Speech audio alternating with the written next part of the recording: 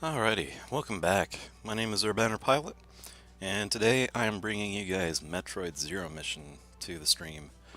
Um, this is a remake of the original Metroid.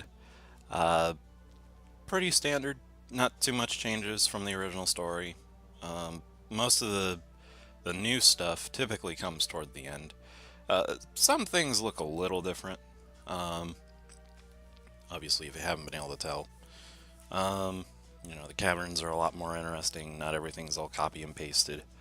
Um, Basically, it's the modern version of Metroid 1 for the NES. So, anyway, without further ado, let's go ahead and start this up. By the way, love this intro music. Best Metroid, uh, best 2D Metroid track I've ever heard. Something very foreboding about it. Oh, nope, didn't want to do that.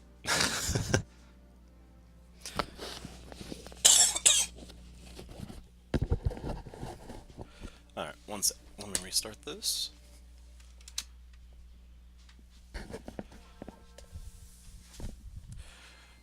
And just so you guys know, like the title said, it is a Game Boy game or a Game Boy Advance game.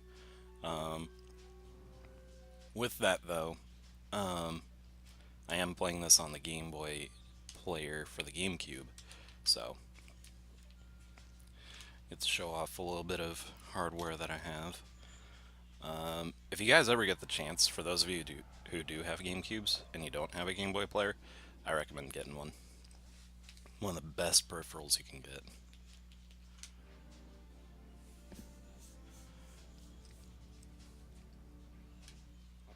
Alrighty, let's roll.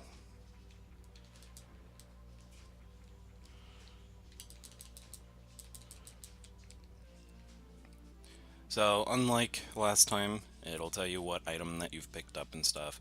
And it'll give you a little bit of information on how to use it.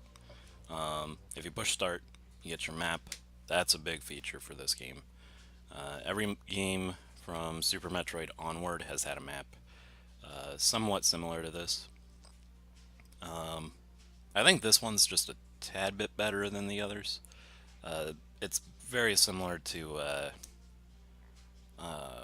Metroid Fusion, in that if there's an item in the room, the block that you'd be on would show up as a square, or would have a circle in the middle of the square.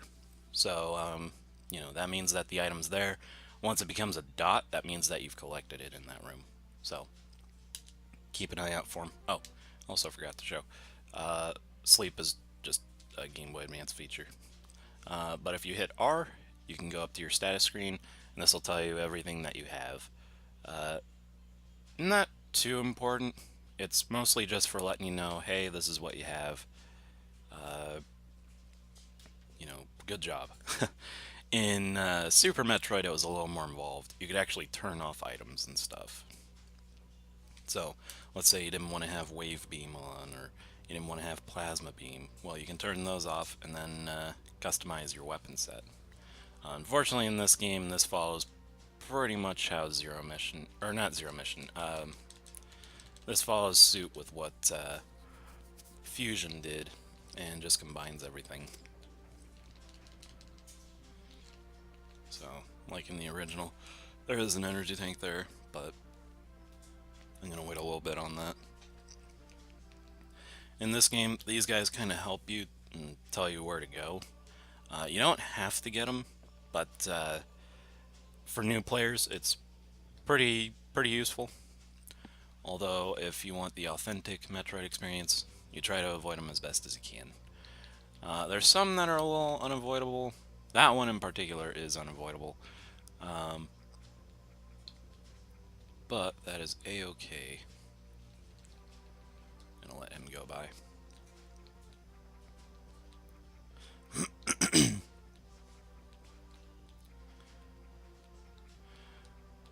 Oh.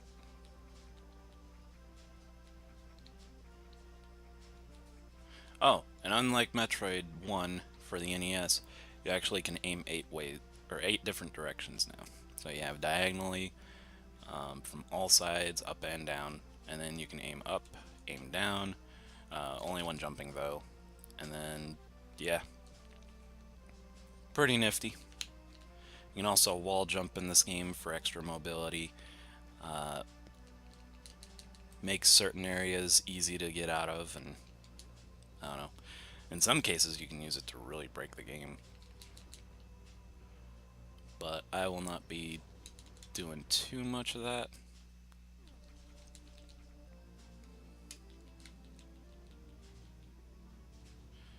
Get our long beam like we did the last time. The other thing about these statues, you'll notice that the hands are glowing. If you morph into Morph Ball, it'll actually recharge your energy meter and your missiles. I think it does another item that we'll get later on, but I could be wrong. So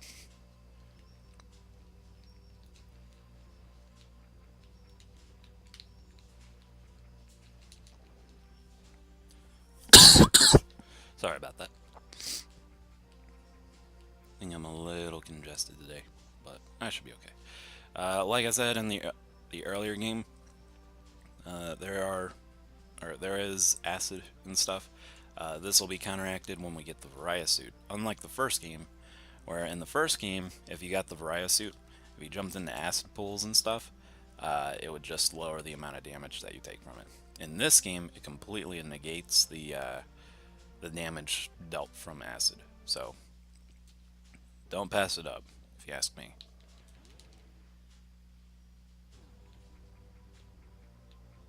Anyway, that room that we just entered is basically telling us, hey, this is where you're going to end up and when the game's over. It's basically our bridge to Turian. Sorry. Instead of, beating bosses and then shooting the statues afterward, once they're defeated, the eyes on each one of those statues will start glowing. And then basically you walk up to them, the mouths open up, and then you go through. Pretty straightforward. But it does mean that if you're of the speed running type, you will not be able to get away with just jumping on a bug that you froze and hopping on over.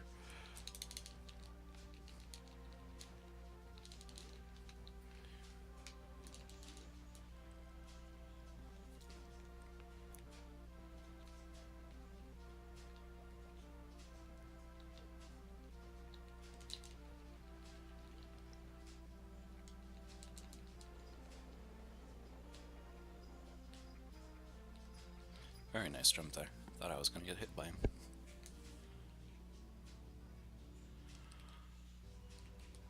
Well, we got our missiles. Our standard missiles, we'll be getting an upgraded version of them later on, but I'll save that till we get there. This is new. This is a mini boss that gets you a new item for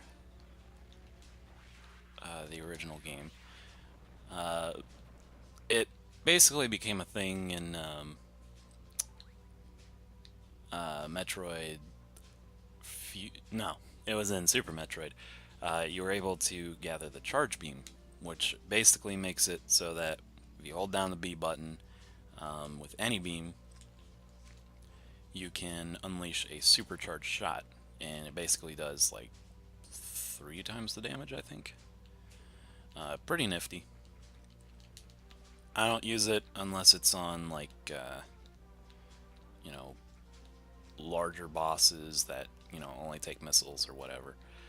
You can use it, and I might use it on a couple heavier enemies this time around, but you don't have to.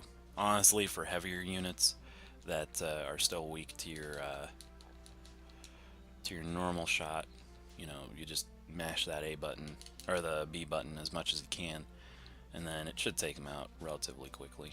It'll do it quicker than just charging up your shots.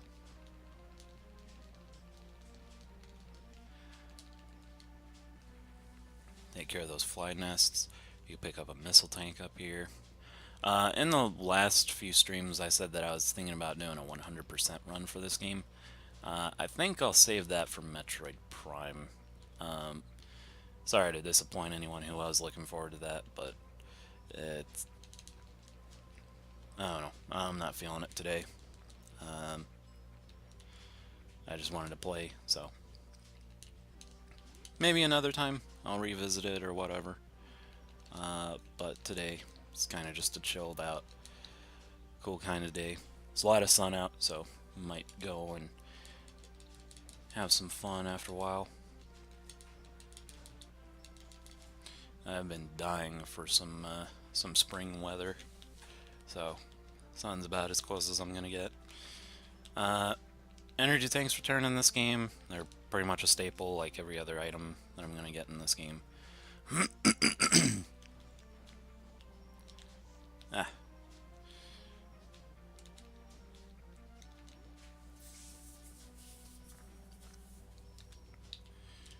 Wall jump there.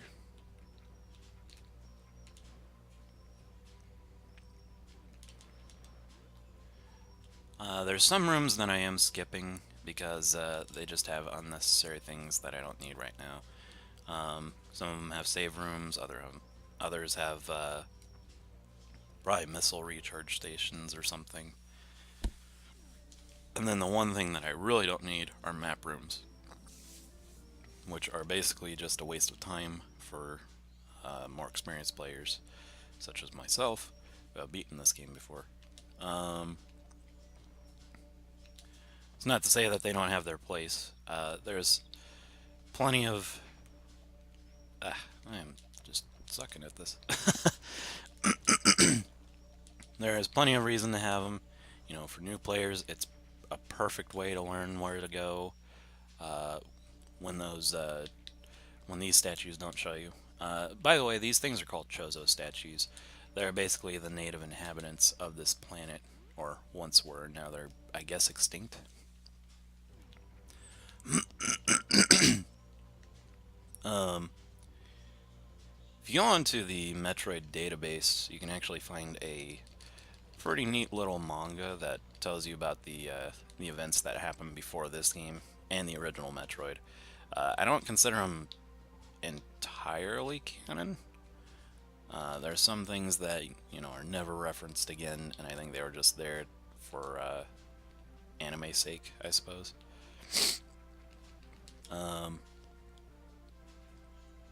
But, you know, still there, and it explains a little more about the Chozo. It does delve into some plot points that are about other games in the series, particularly Fusion, which I find to be really cool. We are not going to go down there, but if you hadn't noticed, if you drop a bomb there, you can get to your next Chozo statue, and that'll tell you where to go. And over here is a block, which I will use. For those of you who saw my first stream, you probably recognize this room. To some extent, it's that first room that I got stuck in. This one actually has purpose, though. It's not just to fool new players. I'm going to try and grab this missile expansion early without the proper item. If I can do it. I'm playing on a Game Boy Advance controller. Basically, there's this link cable that you could get for the GameCube, which allowed you to hook up your Game Boy Advance to it. Pretty neat, but obviously it's not very precise, if you ask me. Maybe it's just the computer I'm playing on, because I do hook up my consoles to a video recording device, and there's a little bit of lag with it. I need to upgrade it at some point. There we go.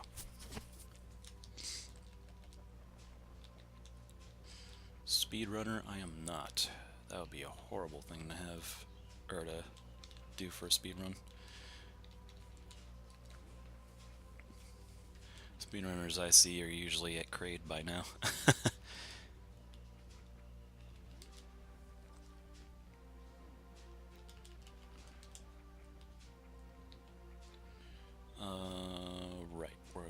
on to Norfair, and we're gonna go get some boots. And another weapon, too.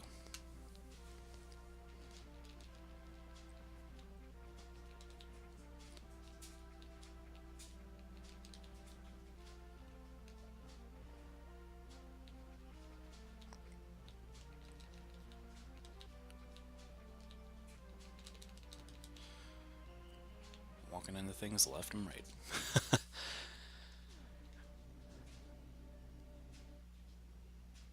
And in between elevator scenes, now and then you'll see a little cutscene that basically develops the story a little more. That's Mother Brain in this game, and obviously she's a little paranoid about Samus coming.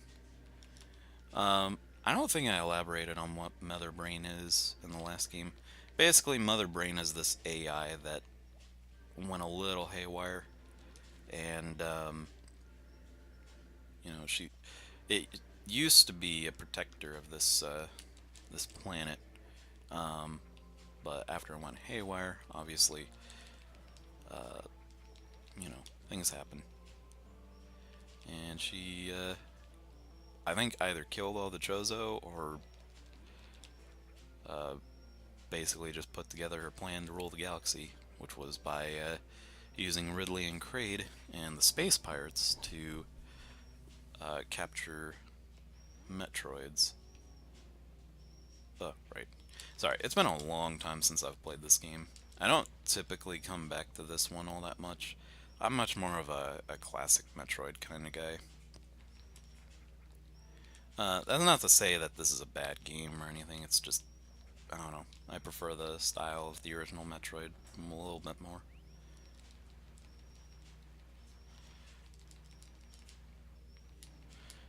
Something new to or compared to the last game is that there's water in the game now. Becomes a big deal in games like Super Metroid and then Metroid Prime. Metroid Prime in particular.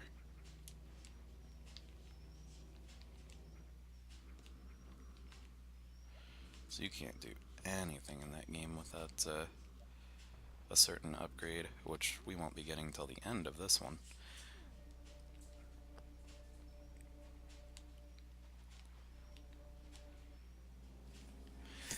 So, if you haven't been able to tell by that Chozo statue, this is a bit of a special item.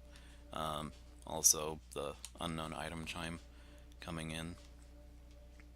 Basically, it's just an item that will allow us to break these blocks for the time being. It does become an actual item in the end of the game, but for right now it's kind of just there to help us take out those specific blocks.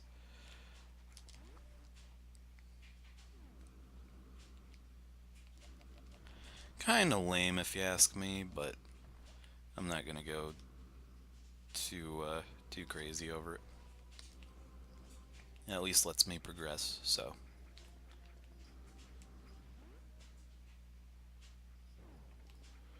Anyway, whoops.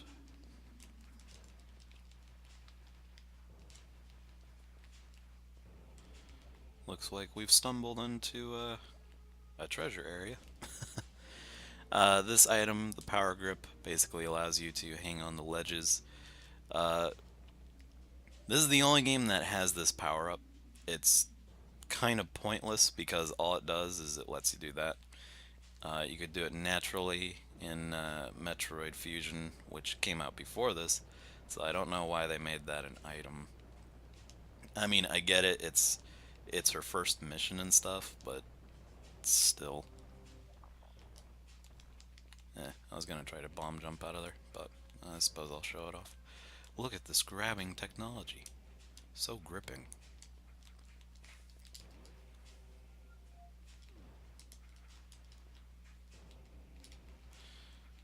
And when you get items in this game, and a lot of the other games, except Super Metroid. Super Metroid just kind of throws you in there and expects you to explore. Anyway, there's our ship from the beginning. Looks a lot different from the ships that you'll get later on. This is the only time we have a ship that looks pretty much like this. But from here you can recharge your missiles and your energy, and you can save. So it's basically an all-in-one.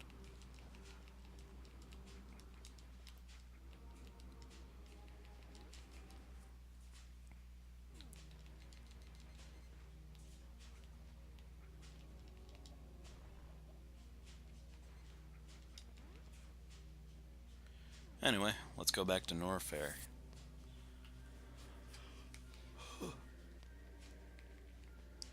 Oh, and I didn't point out what that place was up there. That's a place called Criteria.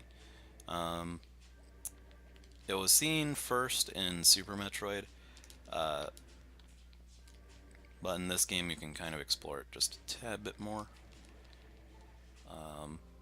As far as I'm aware, I think maybe the exploration for both games is pretty much the same.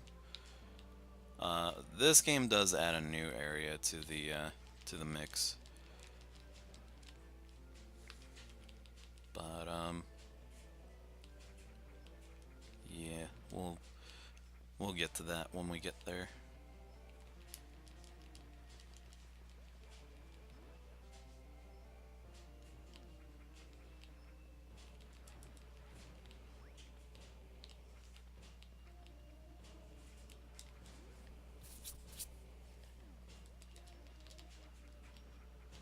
Man, the lag on this is killing me. Normally I don't complain about it, but for games like this, precision is really hindered when small things like that happen.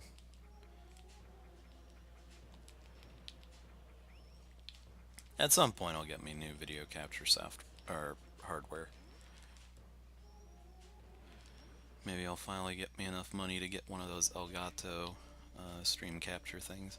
Anyway, this here is a save room. I don't think I've shown off one yet. You stand in the middle and then you save your game. Pretty self-explanatory. Doesn't do anything else. I won't be using them too much on hard mode, provided I had that for this file. I would definitely be using those because hard mode is exactly what it says, hard. For games like Metroid Prime, which I will be doing a hard run on, that's not too big of a deal. I can get through that game relatively few problems. But in this game, they not only make the enemies hit harder, but they also give you a lot less energy to work with. So every time you get an energy tank or whatever, ah, oh, goodness gracious, come on. I am not dying here.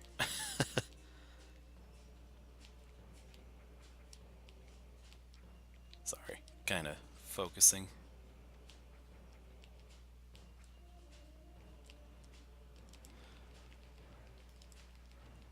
Okay, what was I talking about?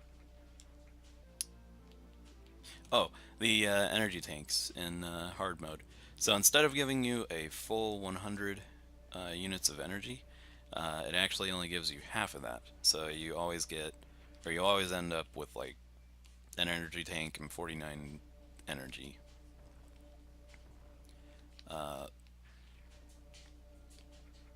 Well, you get all the energy tanks filled, but they only give you like 50 energy per tank. So kind of stinks, but whatever. Show off my mad.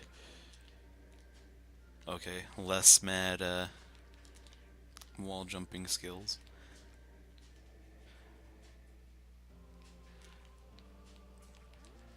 I have a Game Boy Advance SP that I use normally to play this game. The only problem with that is, oh, why didn't I bomb jump over that? Whatever. The only problem with using that for this right now is it's kind of hard to use the shoulder buttons because the hookup that I have, it would cover those up. That's why I'm using an original Game Boy Advance. A lot more comfortable to play with, as far as button layout goes, but as far as the D-pad goes, it's very spongy. Just feels weird.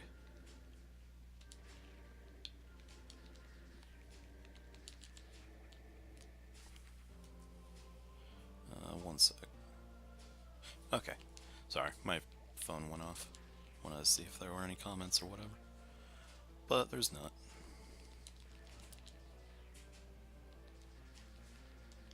Okay. Let's go down. Actually, I think... No, that would be a superheated room. That's another thing the Varia suit does in this game. And all the other games too.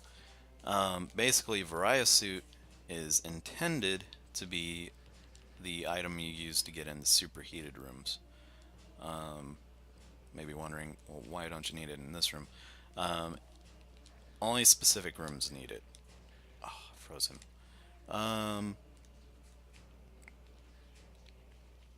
So if there's like a wavy pattern in the background, you will need it. Man, this is just giving me no luck. There we go. Oh, but it's not enough.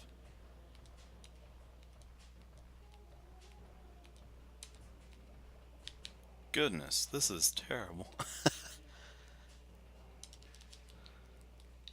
Okay, sorry about that. You'll see the wavy pattern as we get to those rooms, though. But for now, we will continue to stay out of them.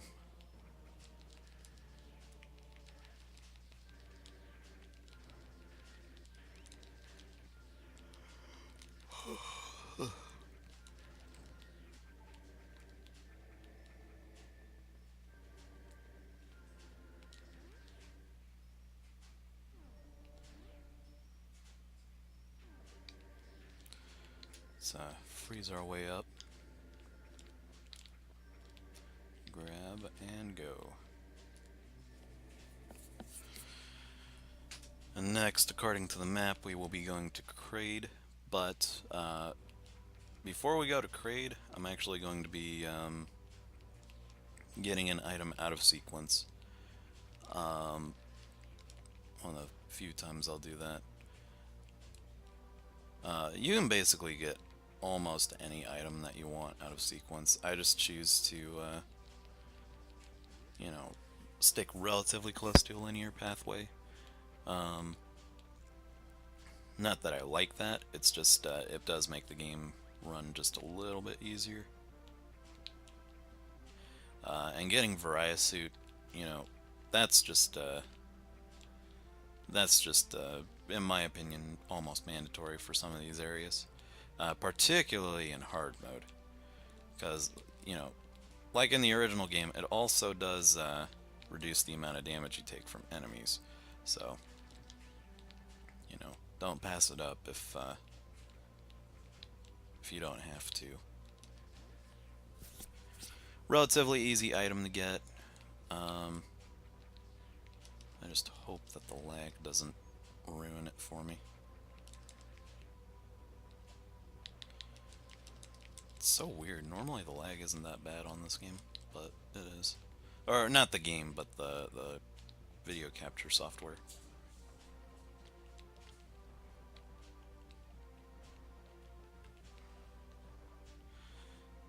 It's disorienting me. I don't know when to push right when I bomb jump.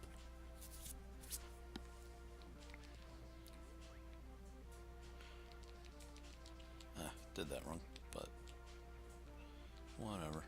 We'll make it. Yeah, so for this, we're going to show off a little bit of bomb jumping. Diagonal bomb jumping, nonetheless. Very, very good move to know if you can pull it off. Which I cannot. Let's try that again.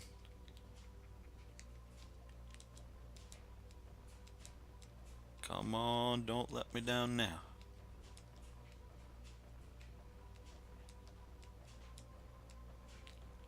Whew, okay.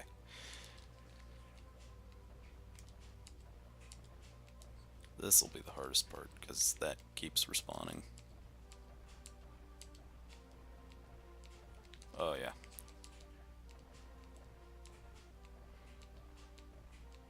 Actually, I wonder if I can... Nope, I can't wall jump up there.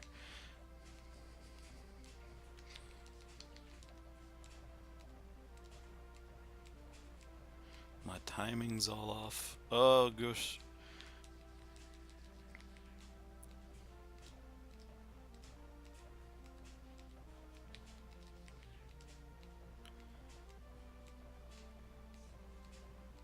Ah, no.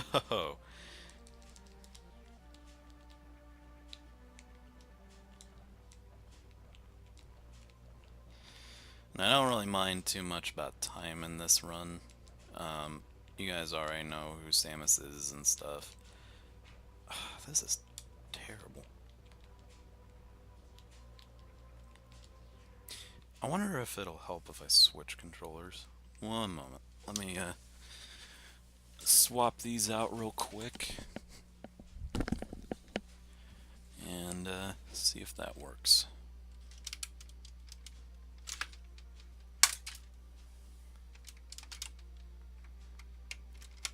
Hopefully I don't have to reset the console.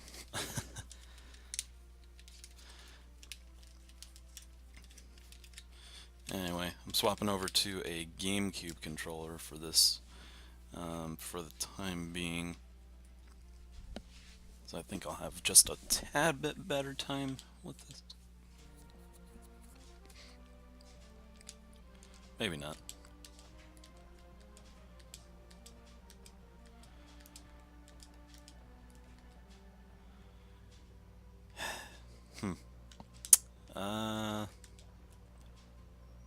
You know what? Forget it. With this kind of lag, I really don't need to bother with it.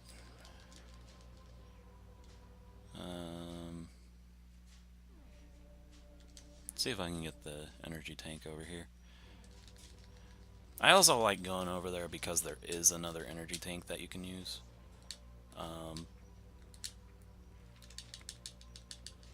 Specifically for the Kraid fight. Oh, that really stinks that I can't get that. I wouldn't be able to go over there anyway.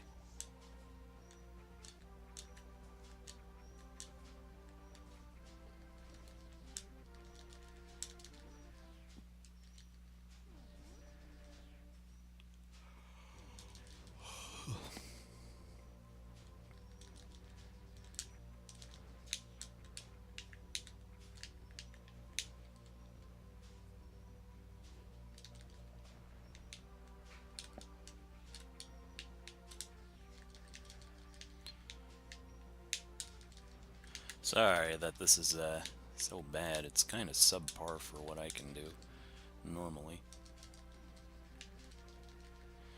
There's a way to do a double monitor setup, you know, let me know.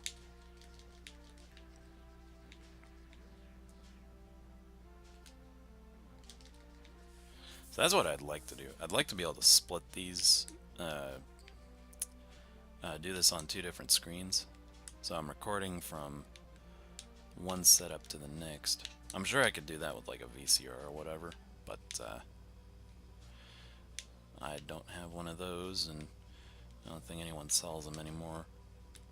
I will get this missile pack over here, though. Ah, haha.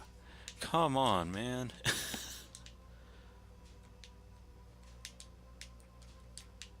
Oh, this is terrible.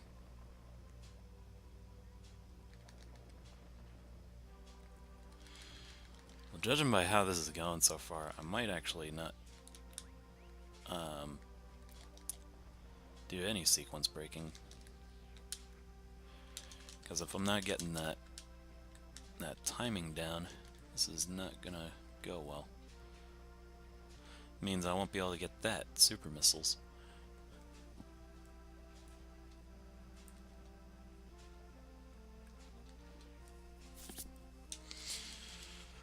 Oh well, we'll make do.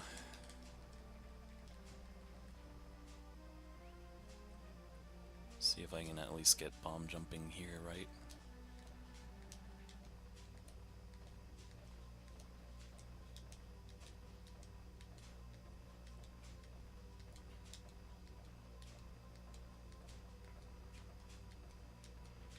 Oh, we got that one.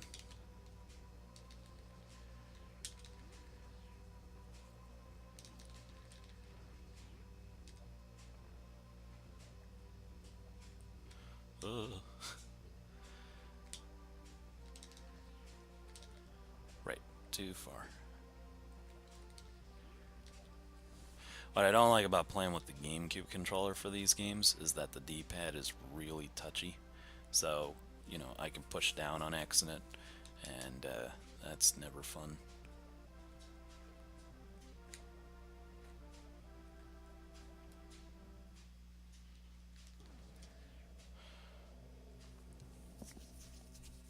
This is one of those games that I wish I could use an emulator for.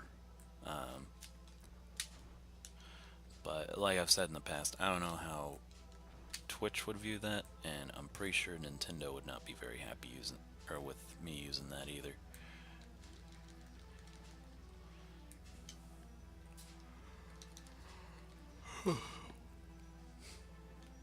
Oh, right, we gotta go through all the boring stuff here. So, unlike the first Metroid game,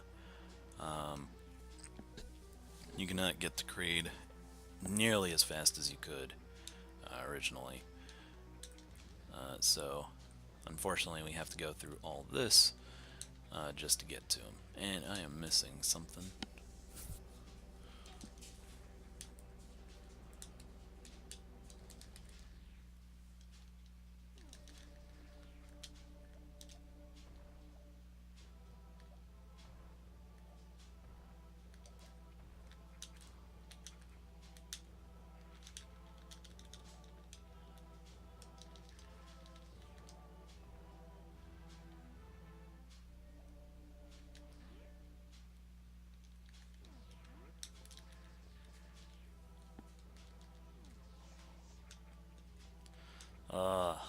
There's gonna be a boss in this area that's gonna be a real pain in the rear without a Variety suit.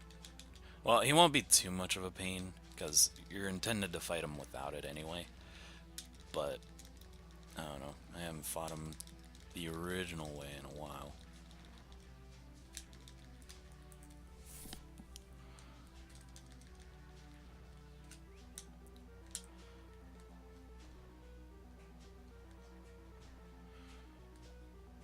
Fire away.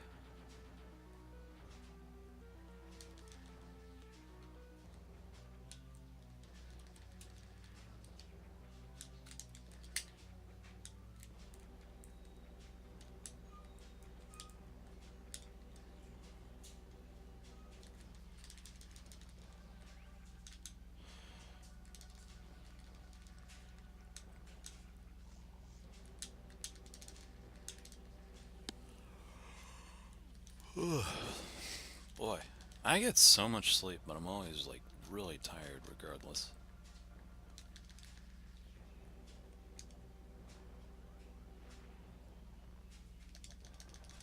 I keep missing it.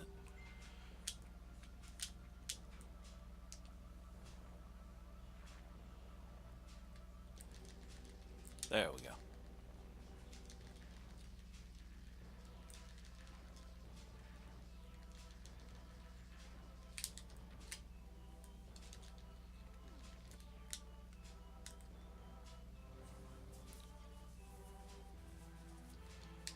And with that, we activate these rail tracks here.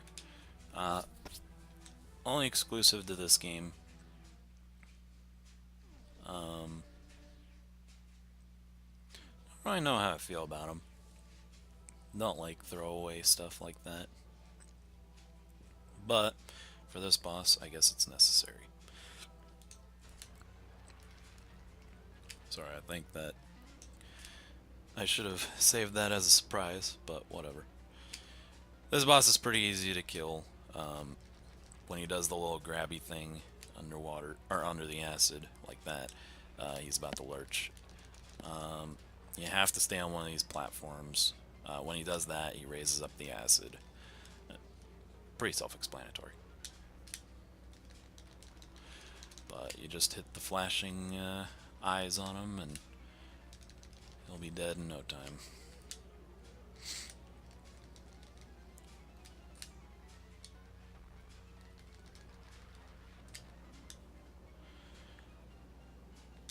Then the acid starts to go down. If you bomb down where he was, you can get access to a missile tank, I believe. Yeah.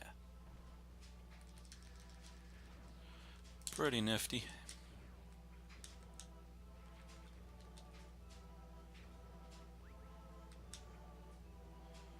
I don't recommend falling down that pit, though. I think that takes you to the room below. Nor do I recommend it for these pits. I don't think... No, there's none over here. But anyway, now that we've got that, we can go ahead and start making our way over to Kraid. Unlike the first Metroid, this game actually has a lot to explore as far as item progression goes. There's no, like, empty rooms that are just there. Of course, the original Metroid didn't have them either, but there are a lot of dead-end pathways and stuff, particularly in Kraid. Oh, I thought there was a... Oh, yeah, there is. Going in here for a missile tank. As you can see, we are getting missiles like crazy already. And that's mainly because after beating bosses in this game, you do not get 75 missiles from them. But fortunately, they more than make up for it in the amount of missile packs that you'll find.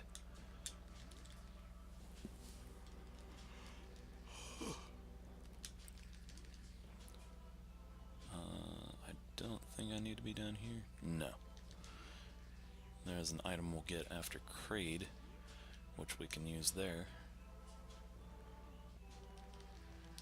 later.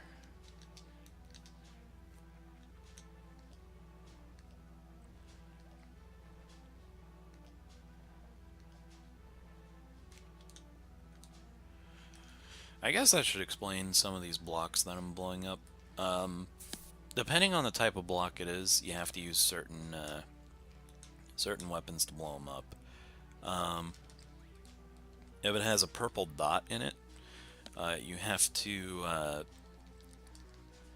use bombs on it to blow it up.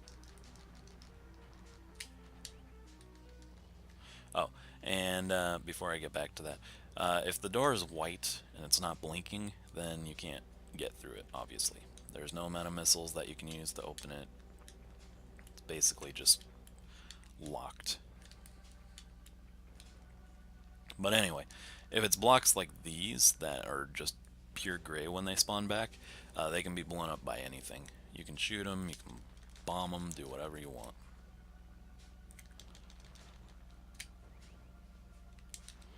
And then if it has a picture of a missile on it or a super missile on it, you know, shoot it with a missile, depending on what kind of missile it needs, and then, you know, it'll open up too.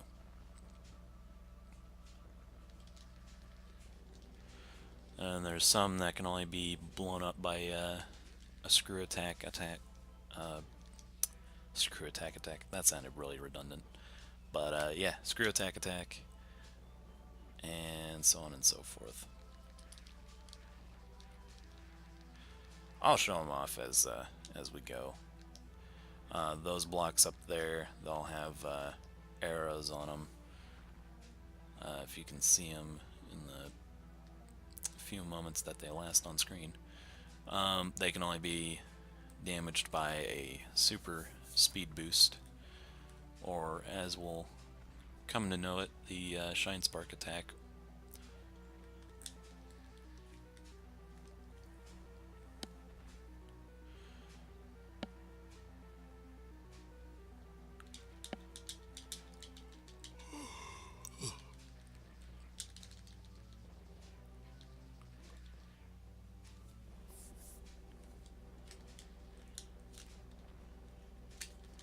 So there was a missile one, in case you didn't see that.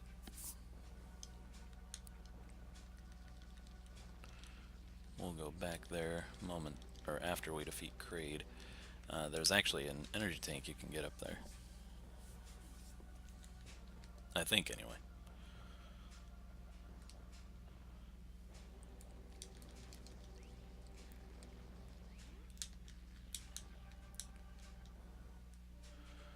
Uh-oh, another item that we can't use till the end.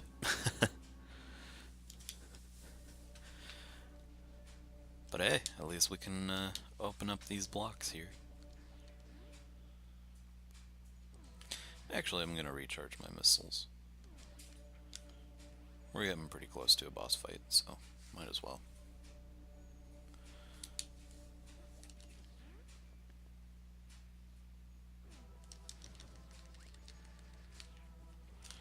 More missiles.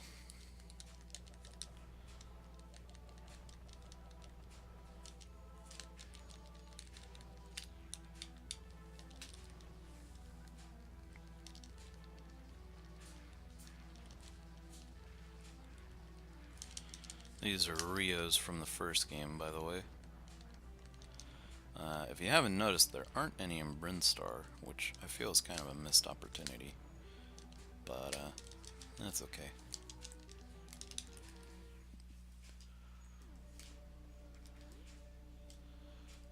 We'll save here. Doesn't hurt to be careful, especially considering we don't have Various Suit at this point.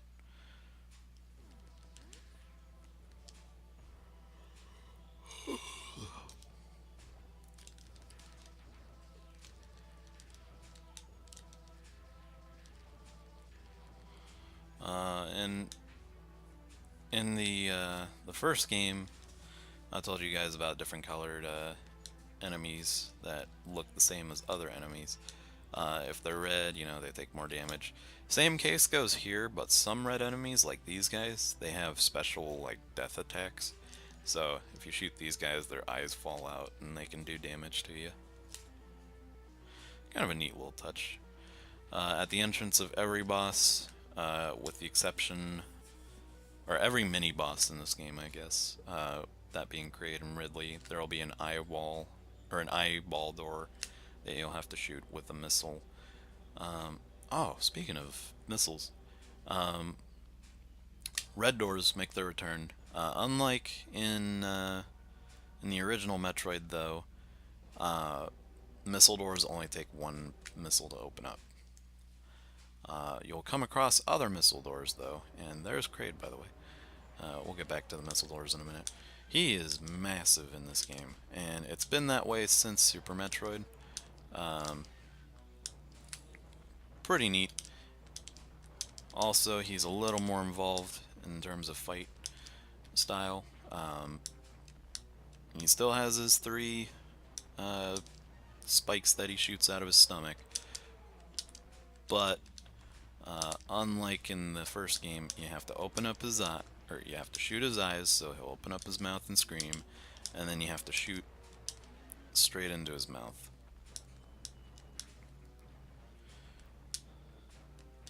Sounded kind of gross. I'm sorry. Ugh, this lag.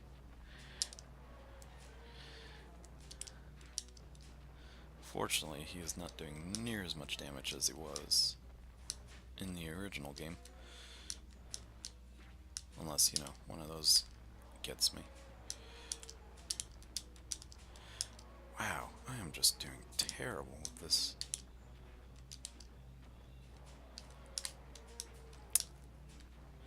I wish his eyes were his opening, because that'll make this fight a heck of a lot easier.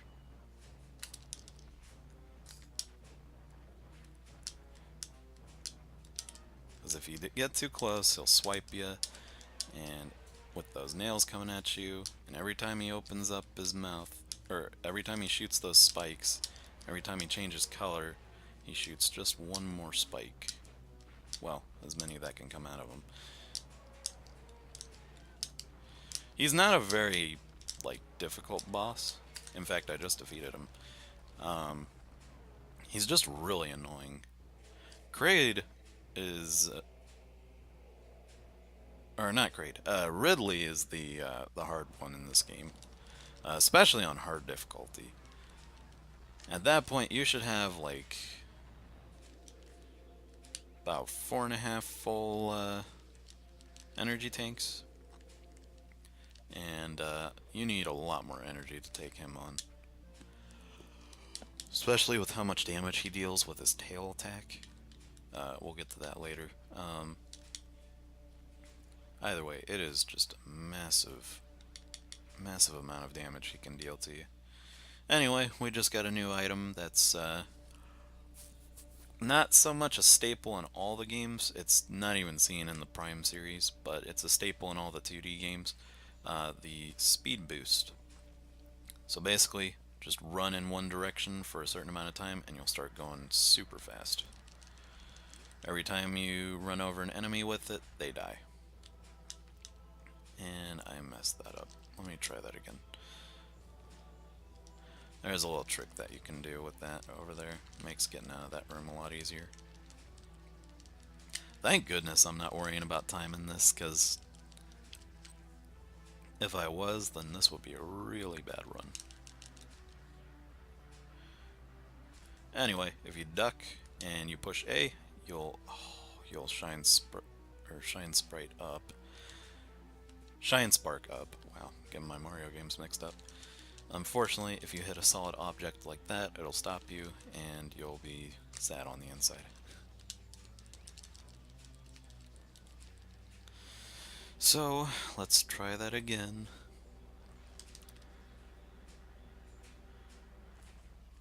I'm just glad I'm able to stop with it. That's what I wanted to do originally. Is this a save room? Yeah. We're gonna go down here, because I think there's a missile tank you can get. Something over here. If I had Variety suit, I wouldn't have gotten any damage from that. No big deal though.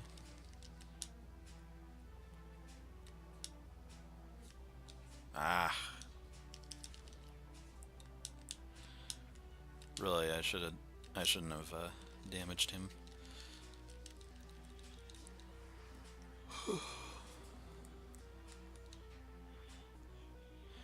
There's probably a shine spark wall over there, but I'm not gonna worry about it. Ah no, come on.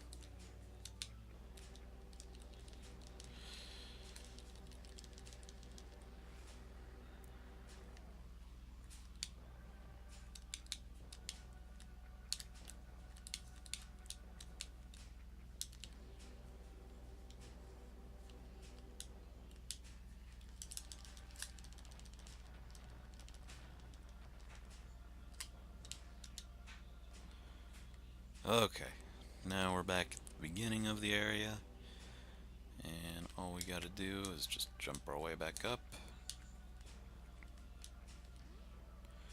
We'll go in here, use our newfound ability, and completely fail that jump.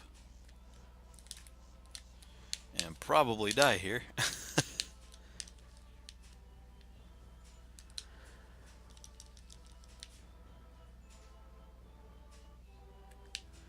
Okay. And jump. There we go.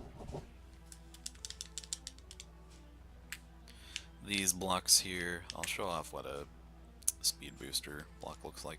Basically, any block with an arrow like that, you just use the speed booster on. Yeah. Anyway, we're gonna go jump down here because there is an energy tank that I forgot to pick up, and that guy just fell down for no reason.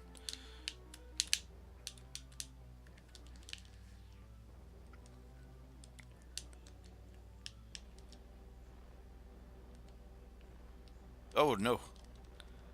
Ah, Okay. Not even gonna trust myself with a bomb jump. I more than likely won't be able to do it.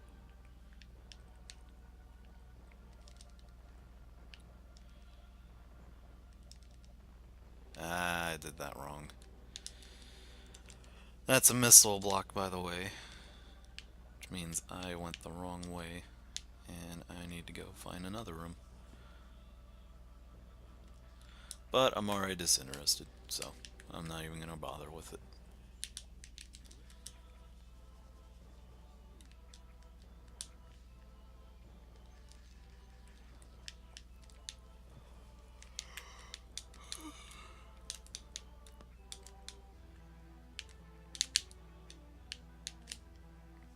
So, unlike the first game, these guys do not just disappear randomly.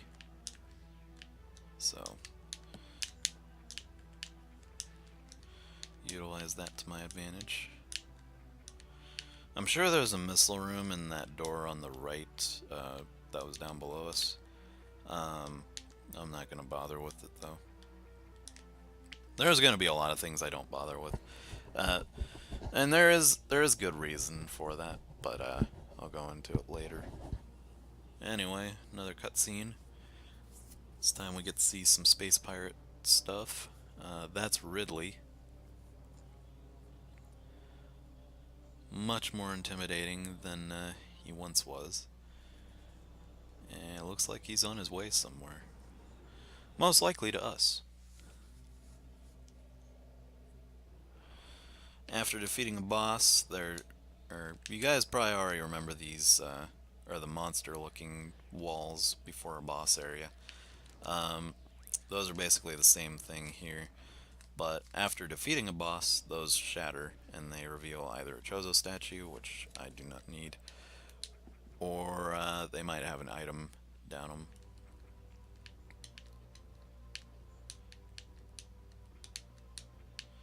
So,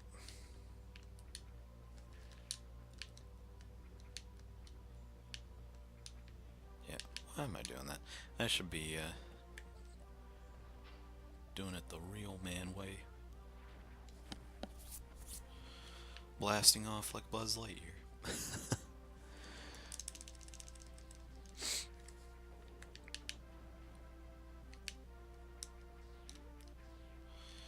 So now we're going to go down to Norfair and we're going to get the high jump item.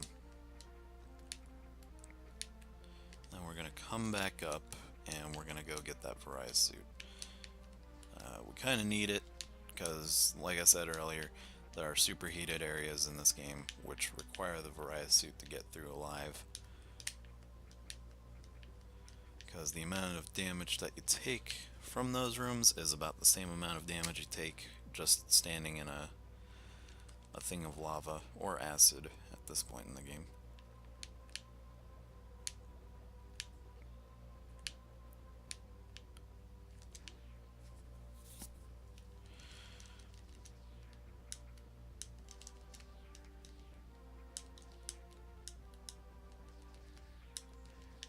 Well, I will definitely say this. I am very happy that Metroid Fusion is going to be at the end of this marathon of Metroid games.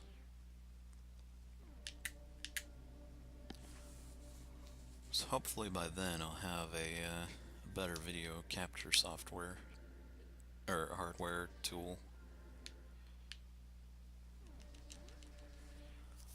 Let's see if I can pull it off. Nope, I need more space than that.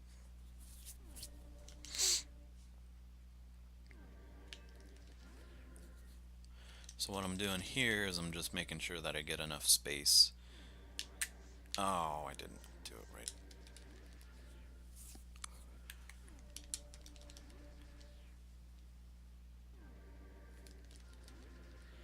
Hopefully I do it this time. And then you just shine spark your way over. Saves a little bit of time.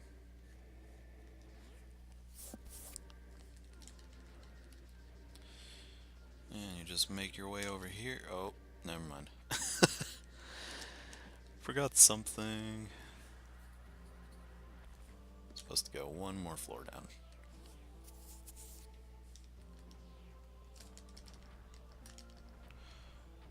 These are the little things that you'd shoot at from the beginning of the room in the first game.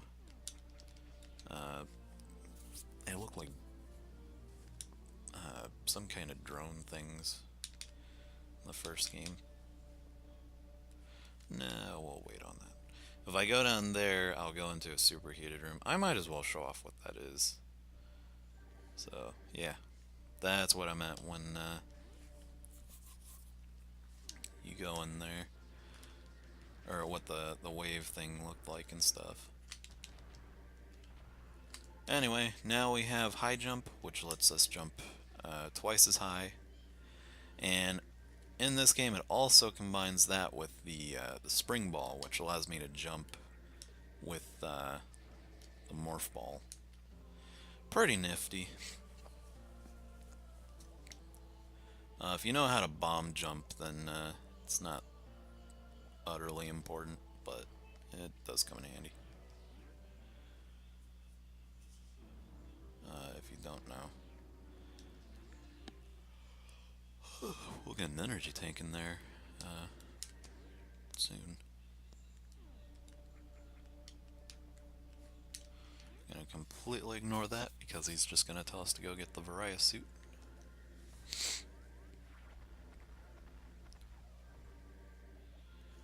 Go back up here. And I guess I'll try and get those super missiles out of order. Probably won't be able to pull it off, but we'll see.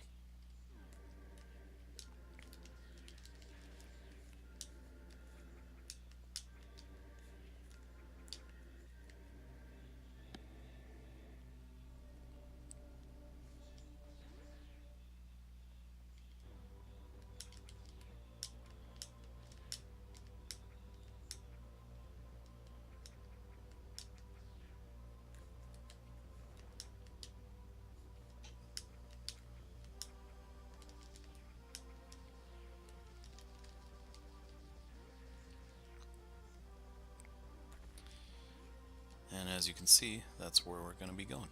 So, to get this missile expansion, first, you gotta store up a shine spark by running this way, crouching here, then morphing in the morph ball, and holding right. And then if you do it right, oh man, I might actually do it. Oh yeah, did it! Sweet. So, wow, that was taking me a lot of time with the Game Boy Advance the other day. Usually it takes me a couple tries. That was like my first try. Minus that beginning there, but I don't really consider that an attempt. Anyway, if we do that again, we can get that other... Actually, you know what? I think I can get that without... Yeah, I can just crawl in here, bomb my way over. Wow, I'm really happy with how that went. Why couldn't it have worked like that for the Variety suit earlier? Of course, now I gotta wait for these guys to unfreeze, but that's okay. I'm just happy that I got that. So now we have super missiles. Super missiles are basically like 3 times the amount of damage that a normal missile will deal out. It's either 3 times or 4 times the amount of damage. But they're pretty nifty. You're supposed to get them after a certain boss fight. But I will still show that off. But I'll defeat them with these missiles. Apparently, there is a Shine Spark cannon around here somewhere. Not sure where though.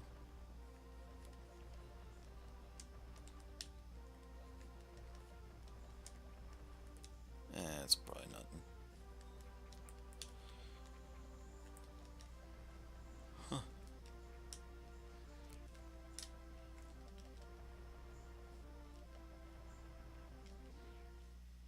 Oh well.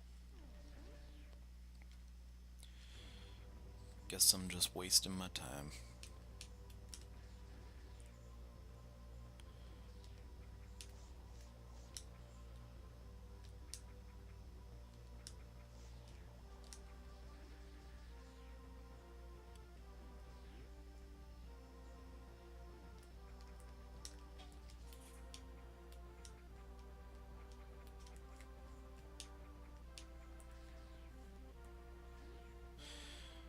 Oh, I went the wrong way.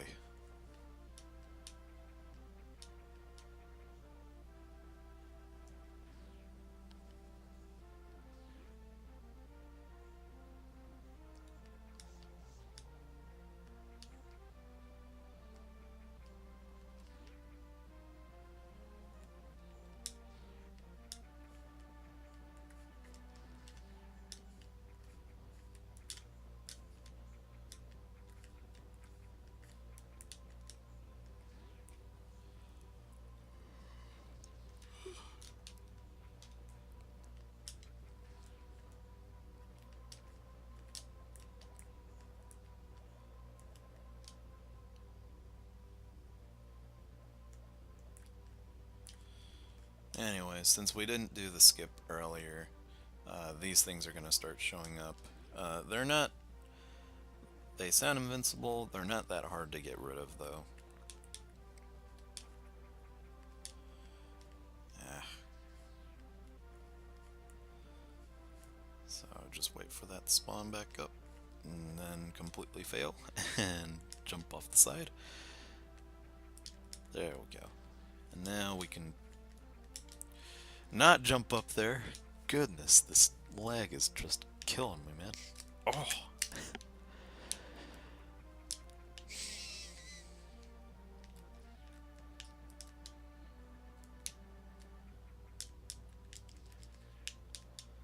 I will not be winning any awards with this kind of gameplay.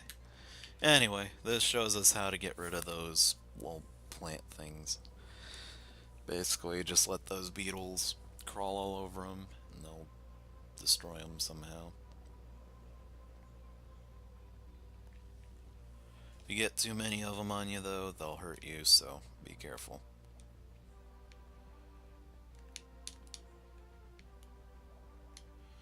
Anyway, with all of our new powers, let's go ahead and... Oh, get out of there, Samus. Come on.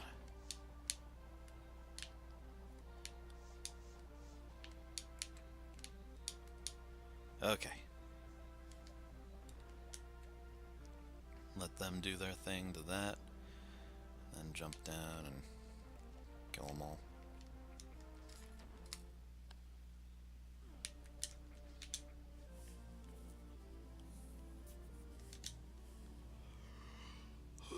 And now we have Varia's suit, which instead of turning us pale white, turns us into an orange dude.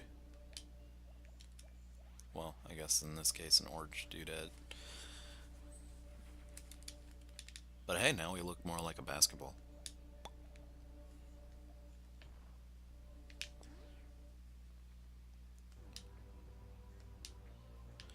Let's drop down here, and there's an energy tank right there.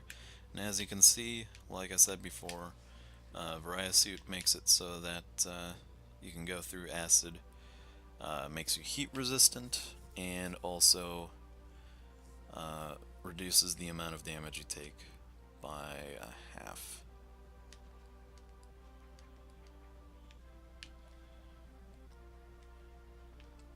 And also now, this is just a little minor detail, you can actually carry a lot of beetles on you without it hurting you.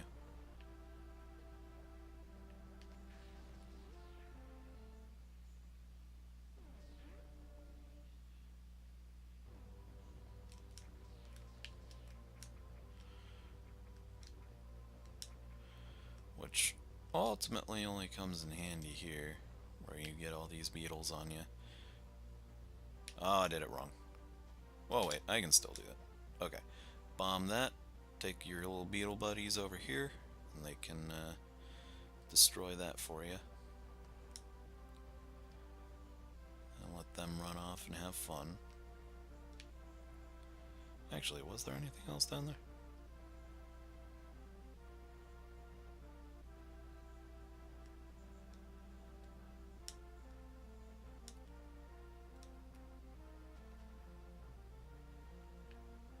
Nope.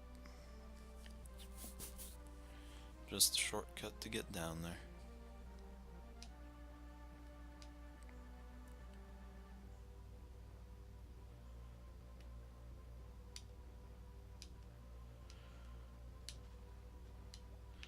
We're not gonna have him talk to us. We're just gonna skip past him. As you can see, those shriek bats, that's what they're called anyway. They're no longer green, they're gray. Those are the quote-unquote red variant of them, so they're a little bit stronger. Ultimately, though, they just deal a lot more damage than the green variant here.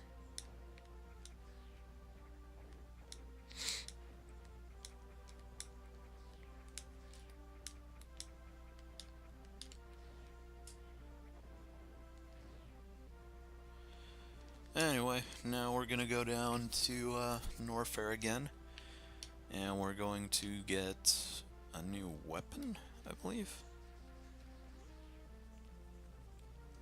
and make our way down to Creed.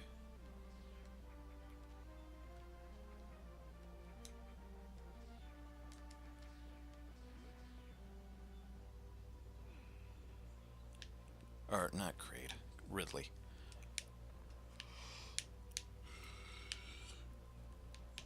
Sorry about that, guys. I am just getting all these things wrong and stuff right now.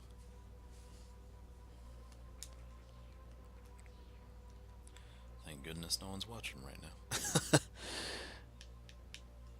Making myself look like a fool.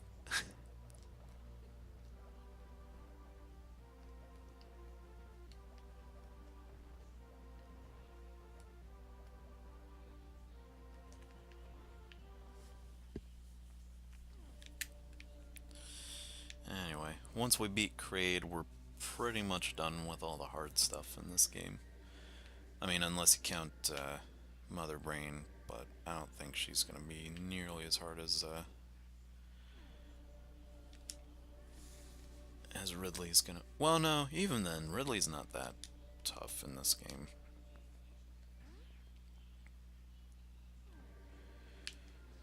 Ridley's still kind of a pushover in the 2D games. Oh, man. It's that lag, man. That terrible, terrible lag.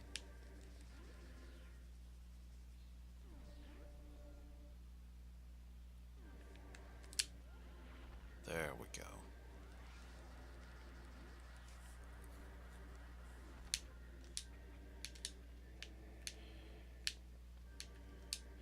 And now that we have super missiles, I can show off what's in this green door here. Green doors are specifically super missile doors. So open them up, run through, and see what treasure lies on the other side.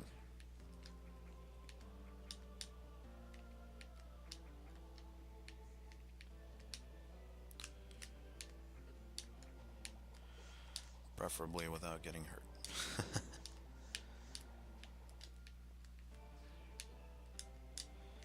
Forget it. Believe there's a missile up there. Yeah.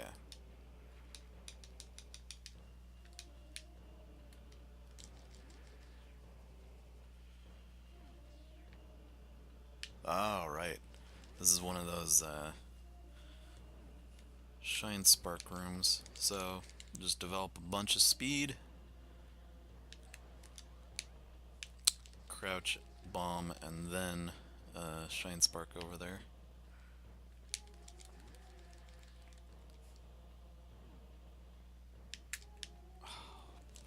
The timing is so precise on these things too. If you don't get it that first time, it'd be a real downer. But we got it that time, so let's just keep on going. See if we can make our way over without death.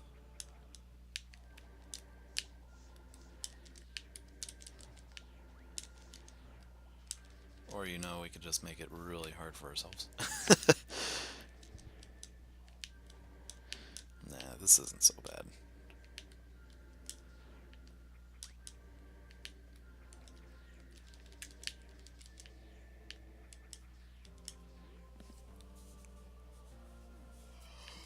Okay.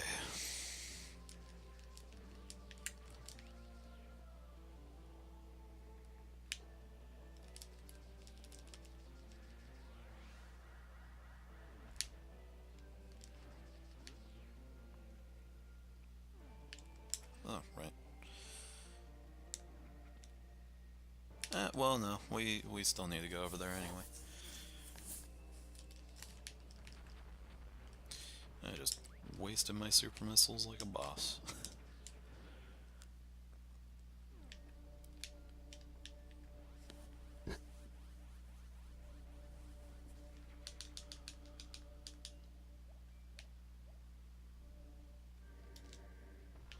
So, now we get to go into the superheated areas. Oops, went the wrong way.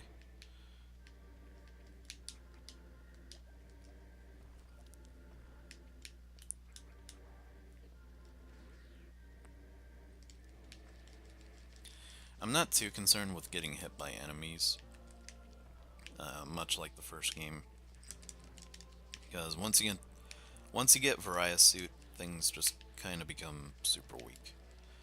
That's not to say that every enemy should be walked into, because there's plenty of them that'll still make your day pretty miserable if you do let them touch you.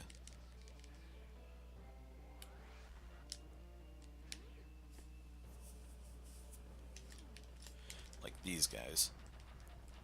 Though if you got missiles, they go down relatively quick.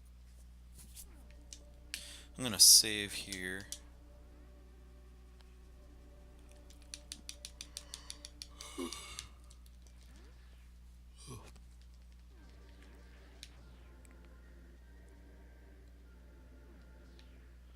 Just to be safe. I think there's something over here.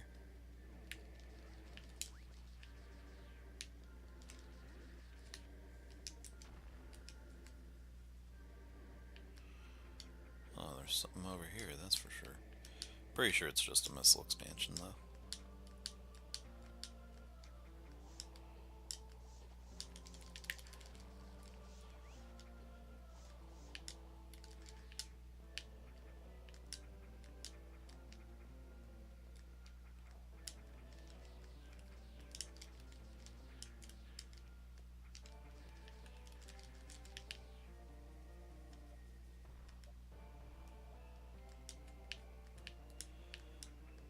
Very long hallway, that's for sure.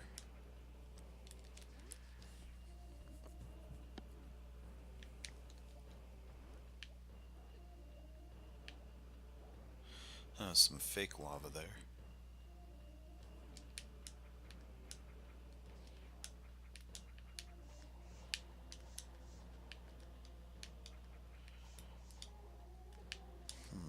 This is gonna be a little tricky. First of all, let's get rid of these guys. They don't really serve our purposes too much here. So what we're trying to do is we're trying to get this guy, I guess, over there? Nope.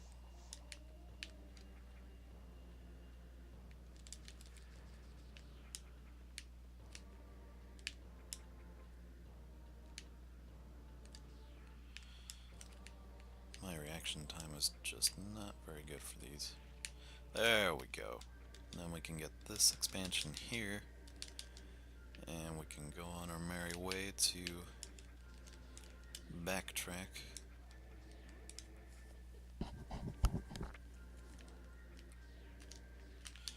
For what we really came down here for.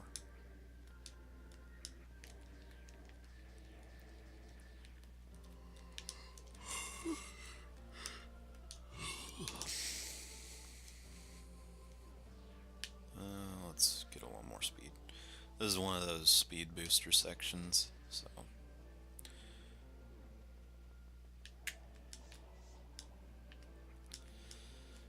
kills me a little on the inside every time I don't do that right. uh, there we go. This will take us all the way back to the other side of this. Let's go through here.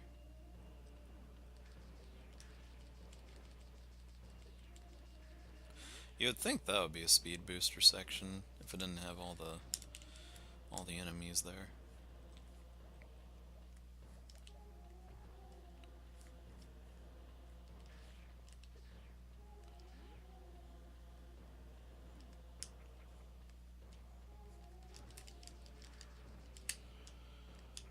So these all kind of look similar. They kind of remind me of the little pits that you could get stuck in the original. However, fortunately, in this game they're a lot shorter, so you don't have to worry about getting stuck in those.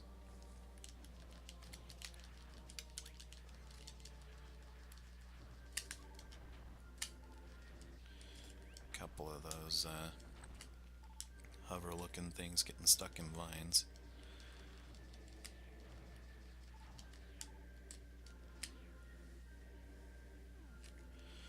Go down here, down the fake lava, and this is where we'll get our next item.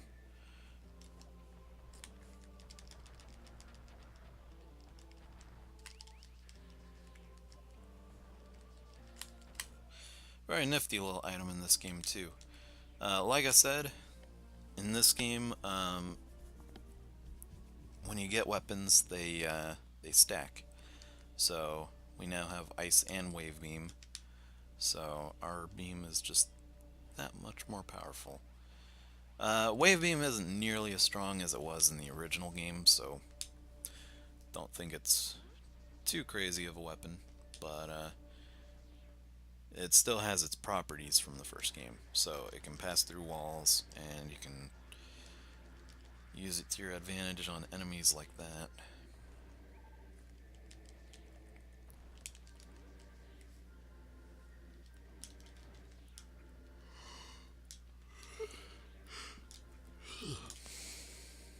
Oh, wrong way.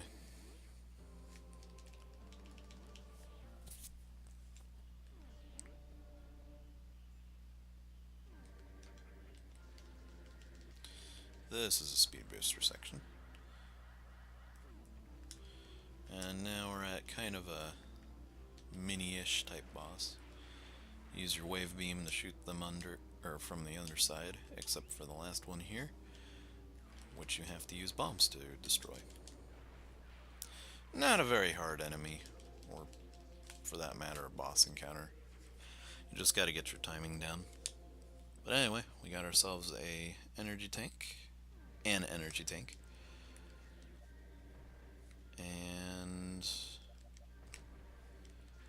a new speed booster section.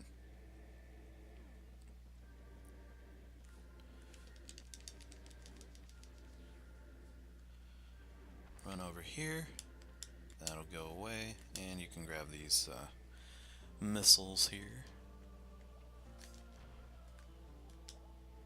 Is that a missile? Oh, no. Blow that up just for speed next time. Go through here, fight your way through these guys.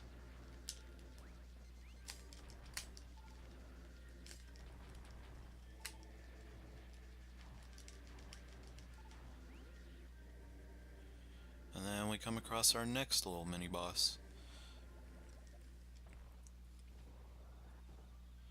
This guy's not too much of a threat either. In fact, most of these little bosses here, they're not gonna pose too much of a threat. So long as you get the timing down and you know what to do. Typically all these bosses can be taken down in about a little less than a minute. This one's all about keeping this guy frozen so you can use him as a platform on both sides, and then you just jump up, missile your way through those vines without getting hit by those green balls.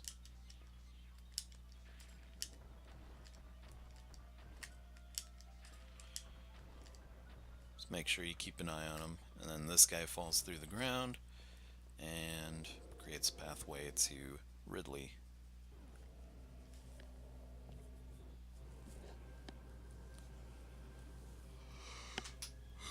Who we now see descending upon Zebus.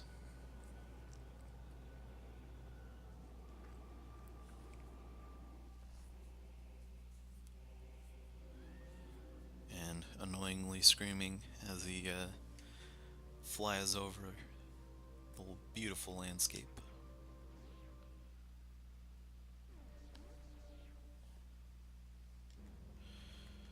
So technically, since I have super missiles, I don't have to go through here, but I might as well show off the, well, what that thing becomes. So, go over here, and then you go straight back up the elevator from whence you came.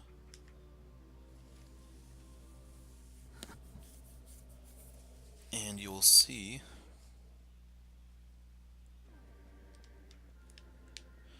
that the worm thing is no longer here. Just jump down, and you'll see that it turned into that, and now it's hatched. So now it's going over here, and there's these little egg sac things. If you walk into them, I don't think they hurt you. They just crack open. Once the last one's broken, you get this big old fly-looking thing. Going that way, he doesn't hurt you, but going this way, he can shoot stingers out at you, I guess.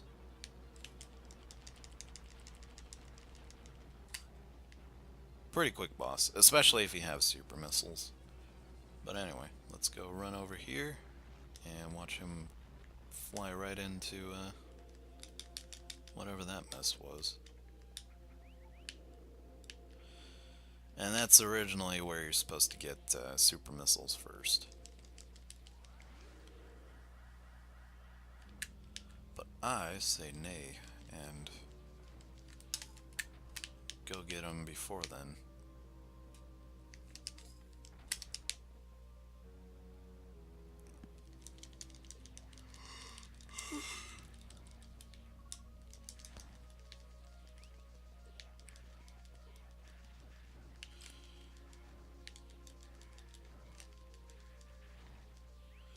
So Ridley's Lair doesn't really introduce anything too new to the mix. It's basically the same things that we have been fighting.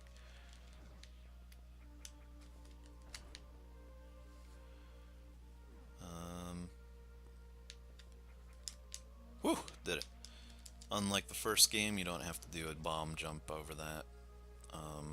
Or a morph ball jump over that. You can just time it right and then grab onto the ledge. Or if you're really skilled, you can just wall jump up there if you make the mistake.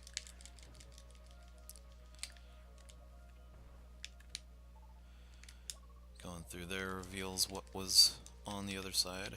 If you didn't know that there was stuff over there, you'd be greeted to a lot of those little ball things. Maybe one of those flying things too. I'm not sure though.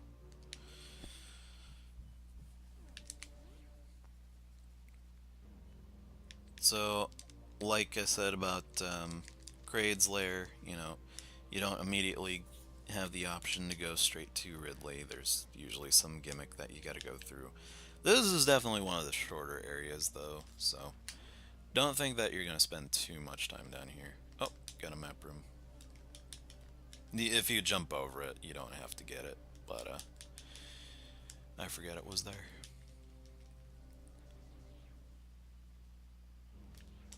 Whoops.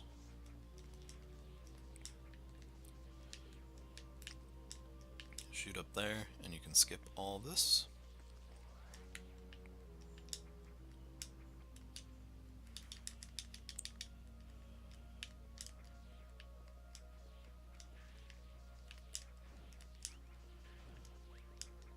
Well, I guess most of it anyway. Ah.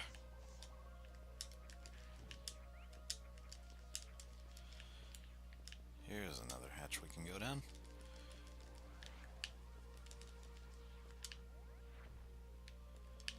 if I did that right, I'd be able to shine spark through there. So let's try that again.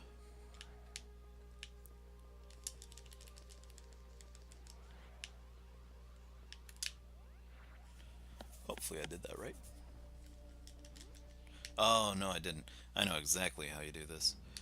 I can go ahead and try and show it off. I don't think I'm gonna get it. This one takes me a lot of time to pull off. If you can do it though, it does become a very helpful tool.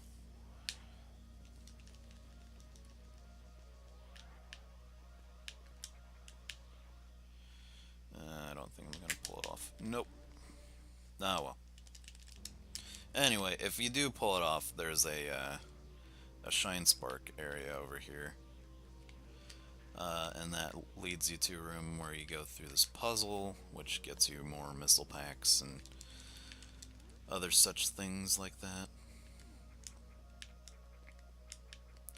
But I didn't pull it off, so perhaps another time when I have better video capture stuff.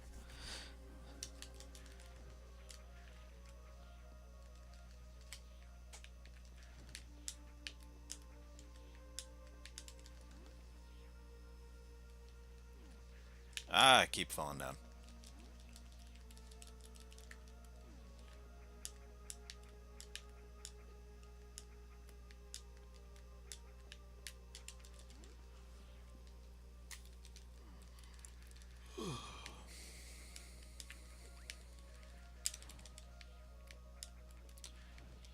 As you saw there, you can be like Mario in this game and go down pipes in certain areas. Or you can just get knocked down like that. Let that guy just totally ruin your day.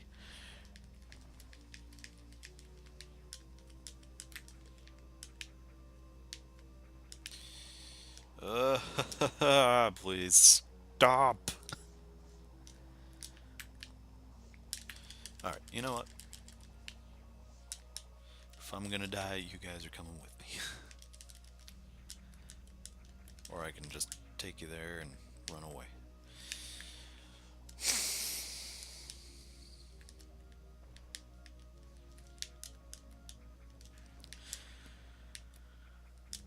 Yes! Woo!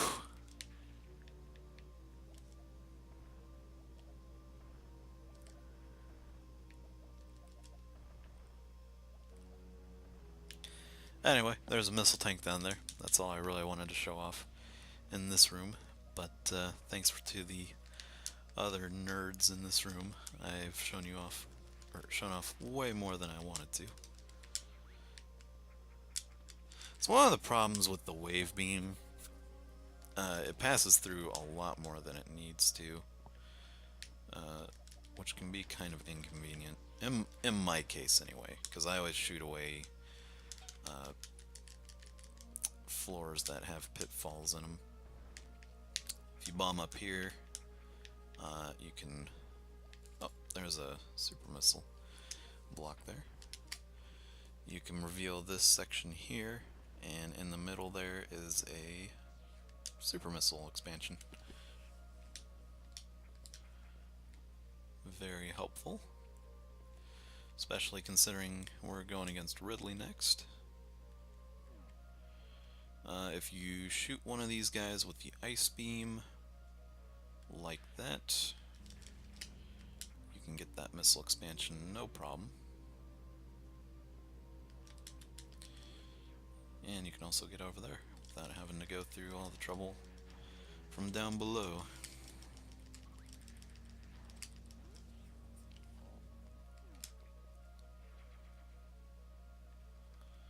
Go ahead and bomb here. Oh, never mind. It's one of these sections. Oh, never mind. Apparently you do want to go down there.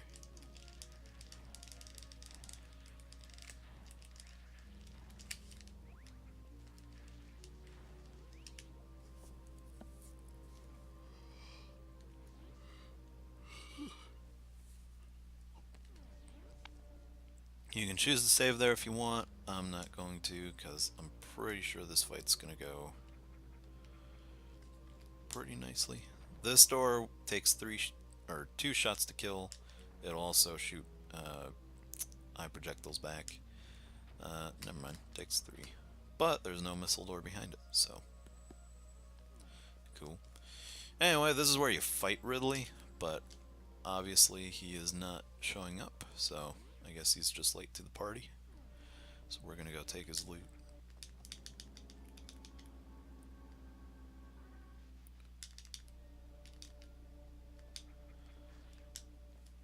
Another incompatible item, but behind there is a compatible item, the energy tank.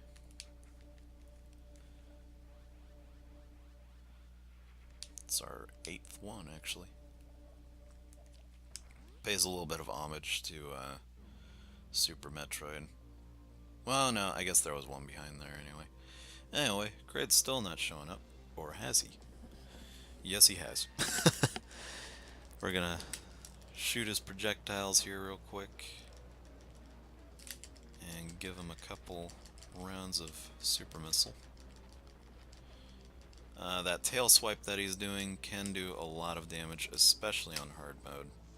It's also just really annoying too. But yeah, that tail can do a lot of things. But unfortunately for Italy, it does not do enough. So now both of those have glowing eyes, which means when we go to them, pathway to Torian will be open. And goodbye, Ridley. You and your annoying scream won't be seen again till later on.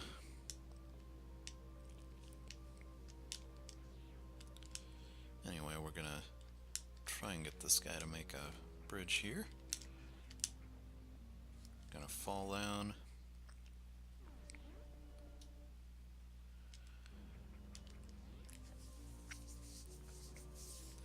Actually, I think... Oh, never mind. It's just a part of the background.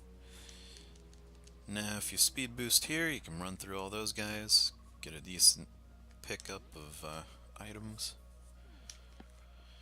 If you bomb down here, you have access to an energy tank and a way to get past all those enemies up there without having to fight them. Until you get out and then you get hit by him. Pretty nifty.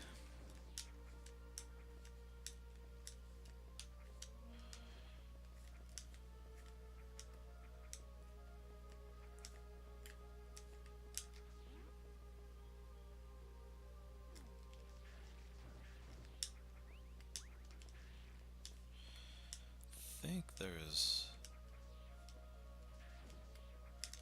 something up there.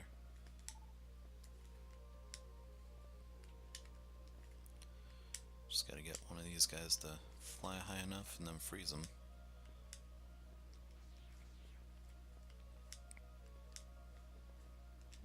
There we go. Oh, don't unfreeze. No. Ugh. Whew. Another missile tank. Just for the road. Let's wall jump up there. And get hit by those guys.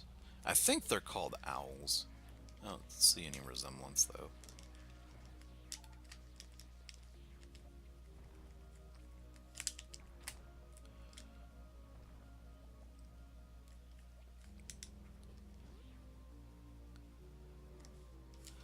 Huh, I guess there's something up there. Oh well, I won't find out about it till another playthrough.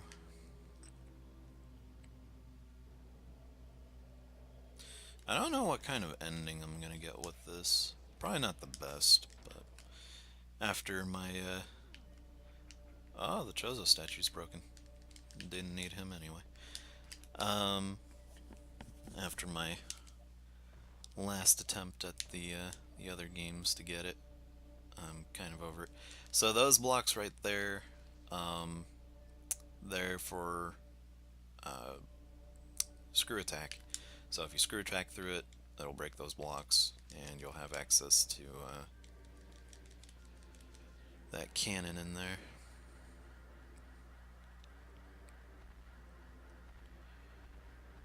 Shine spark through here, and you'll get access to this one, which shoots us all the way up here into the room that we need to go to for our last normal item that we'll get.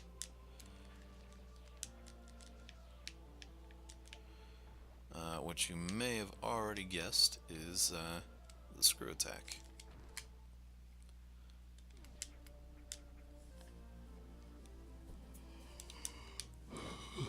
Which is looking oh so wonderful in this.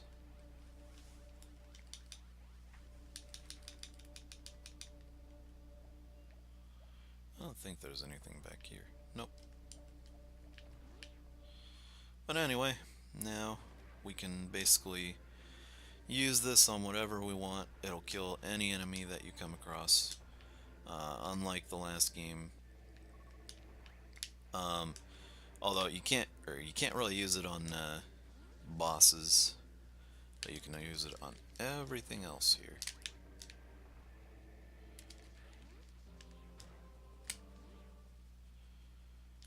So let's go and use it on these guys, which makes that fight really anticlimactic, but oh so satisfying.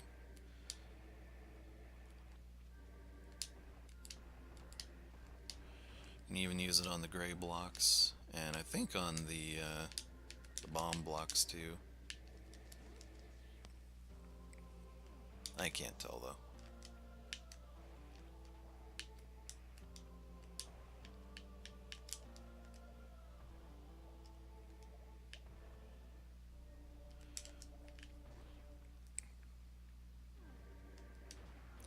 Make quick work of those guys, just like in the first game.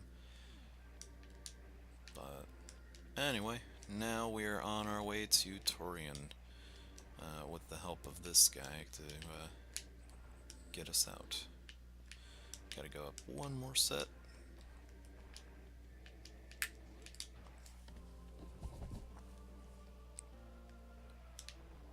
Whoa.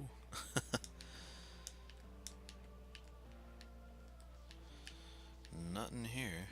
Oh wait, I actually think there is something we can do up here. Oh, never mind. I thought it was a screw attack wall. That's a-okay though. I don't mind jumping over this now. Oh, unlike the first game though, this doesn't make you entirely invincible. When you jump through things, there are some enemies that will hurt you with certain projectiles. I think those would be space pirates, though I'm not entirely sure. Anyway, back up to Brinstar one last time.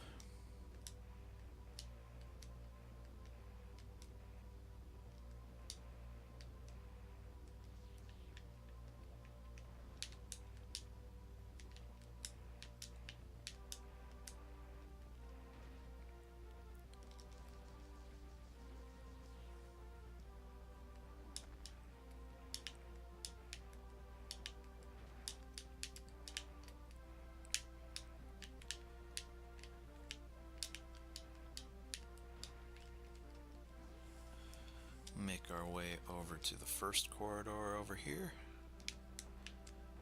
Or chasm. I was forgetting that word the last time we were playing. Not this time though.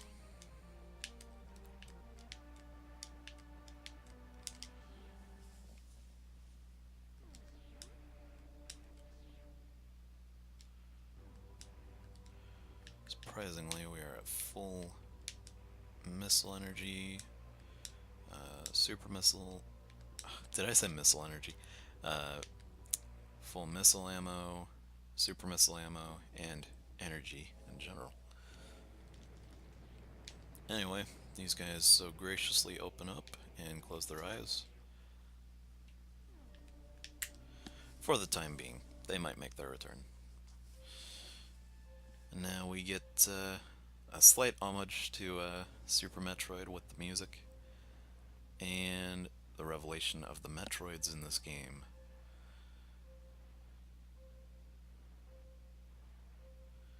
And a jump scare. I guess. I don't know. Maybe that's what they were going for.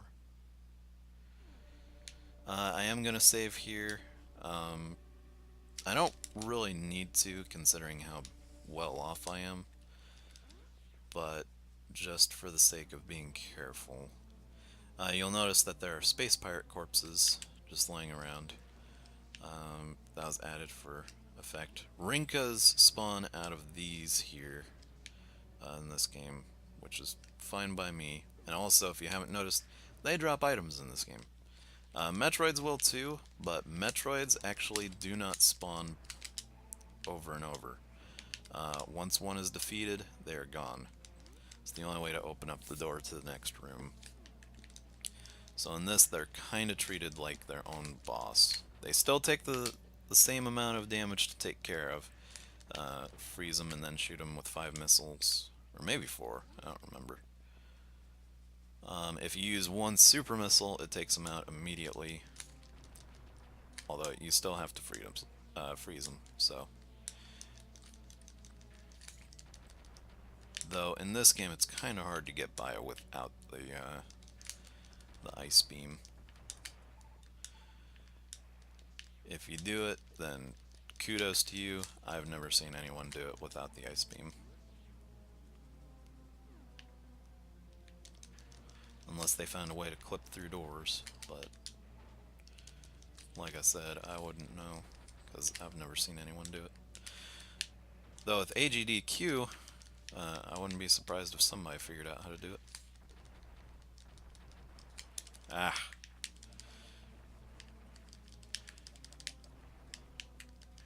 It's a lot easier to get a Mafia this time around. So, that's cool. But the problem is they spawn, or they come out of nowhere, so. Well, I guess I can't say that. They do come out of specific areas. But, yeah, you gotta be careful. Just can't hurt them until they come out. Anyway, we're gonna save here. So I think this is the last save room before the room with Mother Brain in it.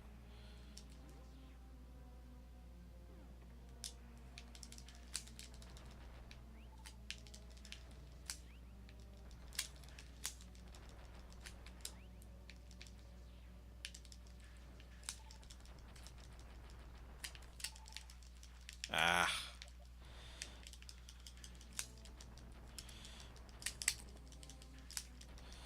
Apparently Screw Attack doesn't do anything to repel them in any way.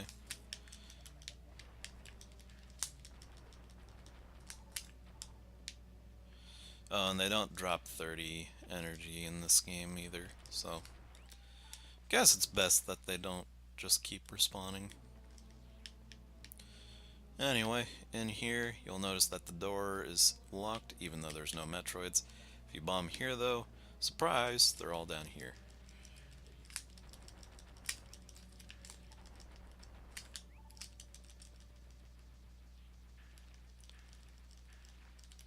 Oh, how did he get past me? Come on.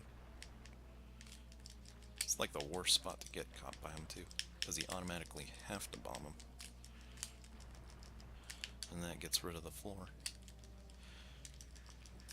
There are a lot of Metroids in here, so just keep your wits about you. But so long as you know where they are, they're in pretty predictable parts of the room, basically just in every single corner. And like I said, you know, once they're defeated, they're gone. You can go back to those rooms all you want. They will not show up again. Which is why the Rinkas in this game are just so much better than they once were. So, especially the green ones. The green ones are always going to drop an item. Red ones don't always do it. They drop them on occasion, though. As far as I'm aware, green Rinkas are pretty much the red version of the normal Rinkas.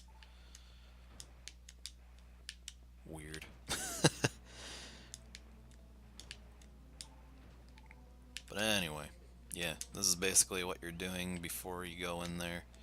Because you are still going to need a lot of missiles. That's the only way to take care of Mother Brain. Um, since they didn't utilize refill stations here, it's a pretty big deal. Technically, if you wanted to, you could leave this area and then just go up to your ship in Criteria, because I'm pretty sure there's a way to get to it now without having to go back to Norfair.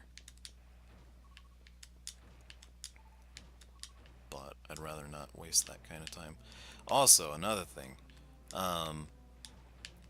as far as I'm aware, once you have a full amount of a certain weapon, it won't make them drop any more of that specific item. So if you're at full energy, or at full missiles, or in this case, full super missiles, it will not drop those items. It'll drop specifically what you're looking for, which is great for farming. So,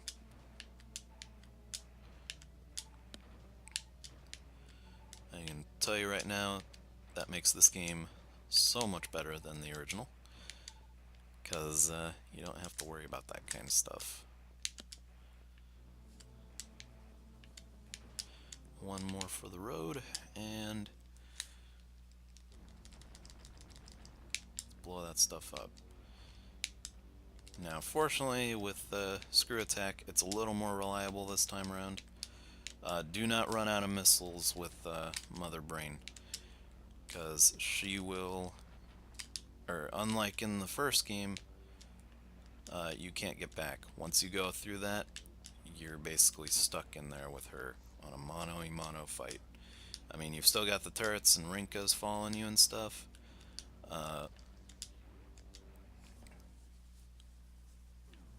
So, keep an eye on your energy, keep an eye on your missiles before you go in there. Because like I said, with the like I said in the first game, once those are gone, they're gone for good. So, basically this game's about getting rid of things in terms of progression. Which is fine by me. I do not mind that change at all.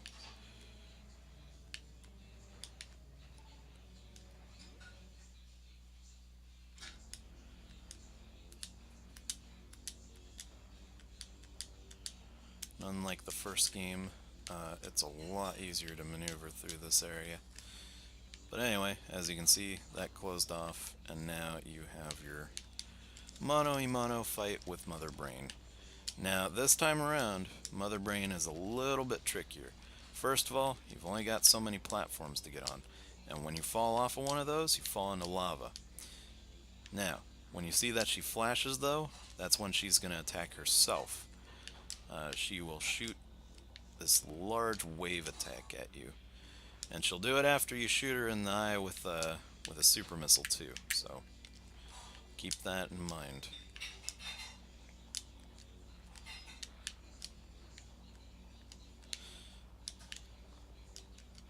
So the rule of thumb here is to stay on top of her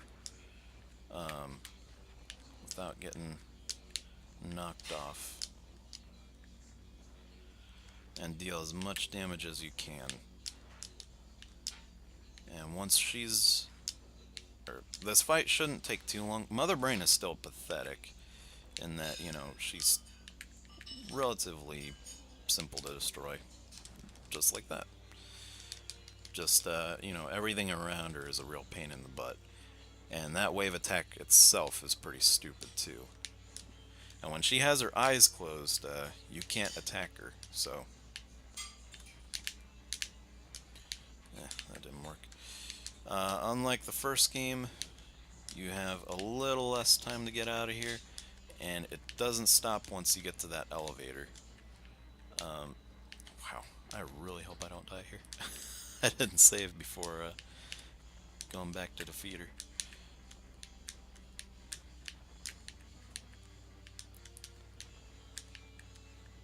Oh, no, come on. Oh, this is gonna be horrible. I'm gonna die here, aren't I? Oh, please don't let me die here. Oh, no. What? Oh, this lag is terrible. I'm gonna be so ticked off if I die here. I'm gonna die here. Are you kidding me? Oh, come on. You've got to be kidding me. This lag, dude. I swear to God, this lag is. Oh!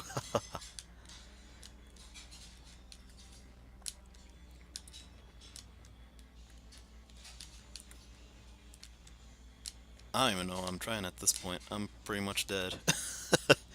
Unless I can somehow make it in 19 seconds. This is gonna be the shortest. Oh, come on. Nope, I'm not gonna make it. Oh no, I'm not gonna make it. Ah, that's so stupid, man.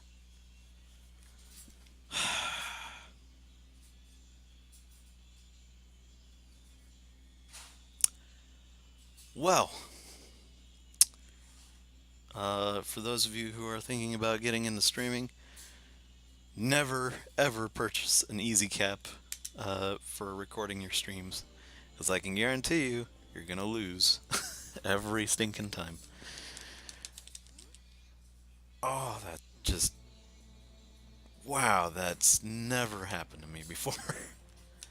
I always make it out of that area. I'm sorry if I'm coming off kinda uh, stingy like that, but goodness, that.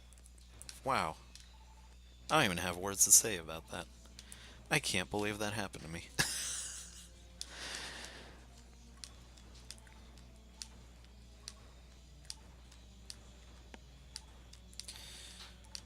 Maybe it's the controller too, so I guess I can't blame Honest Tech that much for it. I can blame him for the lag though. That's a must.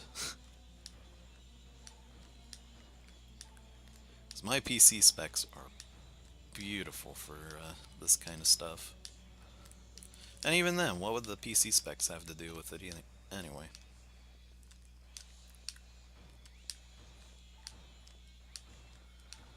Ugh, that just annoys me so much.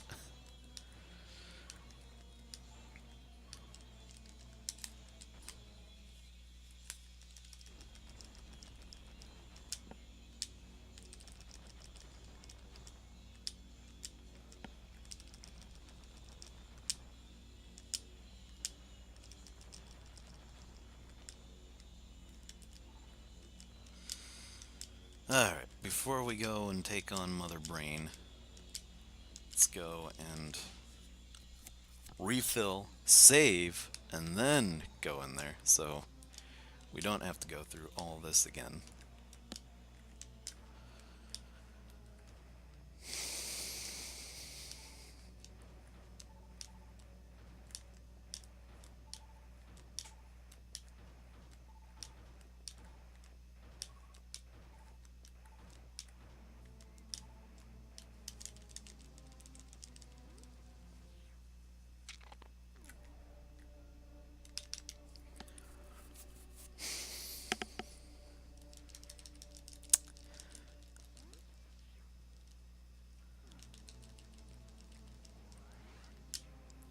Ugh, that's such a bummer.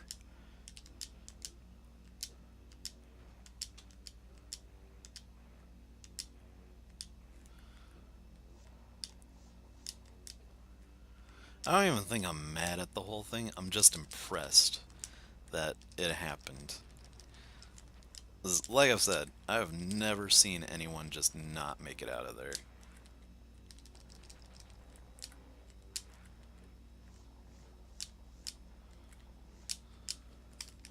I wouldn't be surprised if I died this time.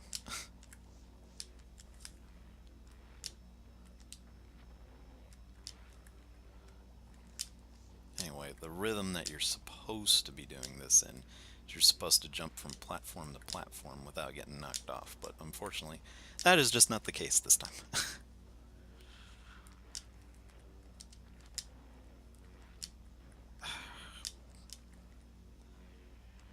You're killing me, Smalls. That delay, man, the delay.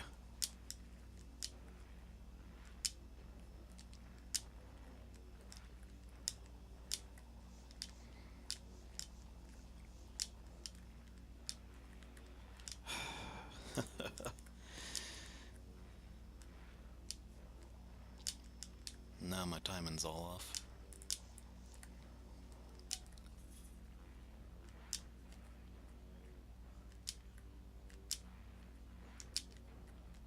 Come on, just give me a break. Thank you. Now, if you'll excuse me, I'm going to successfully get out of here this time without letting the timer go out, I hope.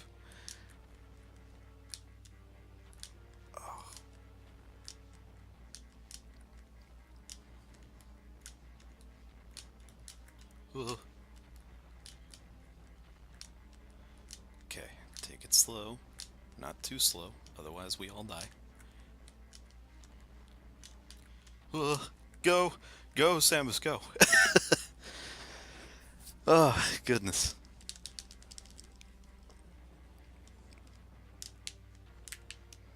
Do not worry about that green door. You'll understand why that's there after this.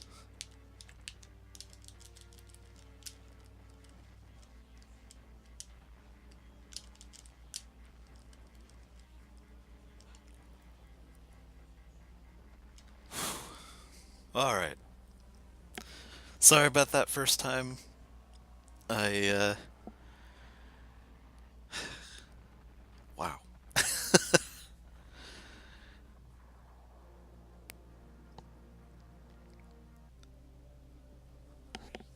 Anyway, we made it out.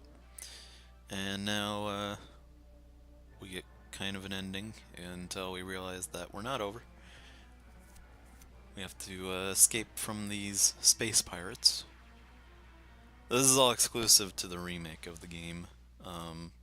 Basically just adding a little more content.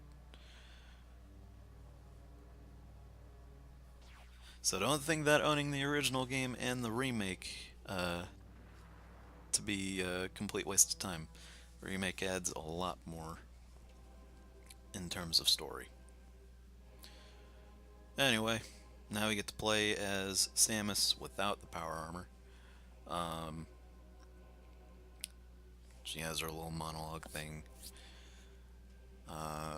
All she has is her emergency pistol, which is true. You literally have nothing but, this Zero suit and this emergency pistol, which only stuns enemies. Can you survive long enough to escape? We shall see. Auto charging pistol. Stun enemies when... Oh, with charge shots. That's the other thing. You gotta wait for it to fully charge up, as you'll see in that corner there. When it flashes, that's when it'll work.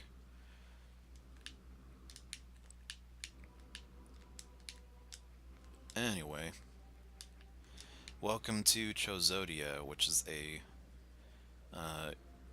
Zero Mission specific area. It's never seen in the original, and as far as I'm aware, it's never seen in any other version of the game either. Even Super Metroid. Anyway, we just saw an eye open up. I'll leave that for you guys to find out once we get there anyway. Whatever. Some people can jump over that. I've never been able to jump over it. Again, it's not really important. But anyway, these save rooms, they're a lifesaver. They will regenerate your energy every time you step on them. and they'll also save. So basically an all-in-one. Very important, especially as Zero Suit Samus, because every time she gets hit, it's basically 1 point of damage. So the name of the game here is to remain stealthy, and if you do come across them, use those charge shots because they will save your life like nothing else. Anyway, if you do get caught, just wait for the lights to stop flashing. Those doors will open up and they'll stop their pursuit. Don't walk into these lasers because they'll trip the alarm as well. So, for this section here, shoot, push A, try to wall jump, but I can't because I am unfortunately at a handicap here with using this control scheme. Oh, come on, duck. Sitting down on the stick too.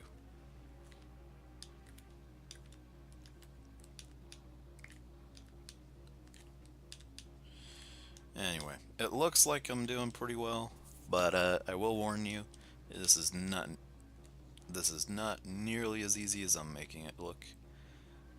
There are a lot of ways to mess up, so just be very, very careful.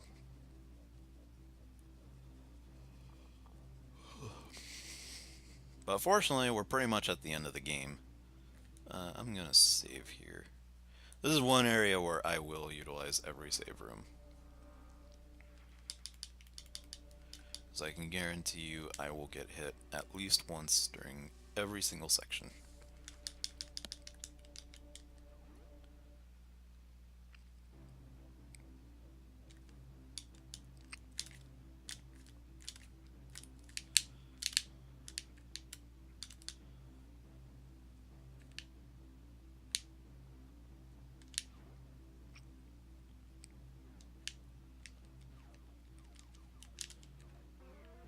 Yikes! Like zoink, Scoob, let's get out of here.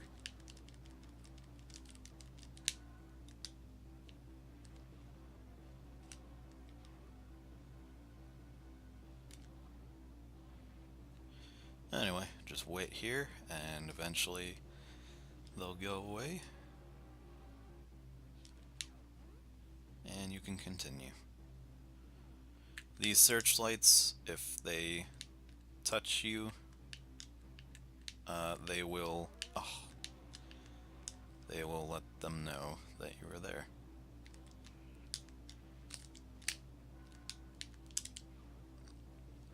Which I have graciously shown off.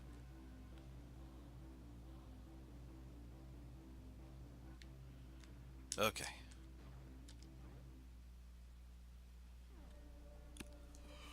I didn't take any damage, so that was cool. But I'm gonna save.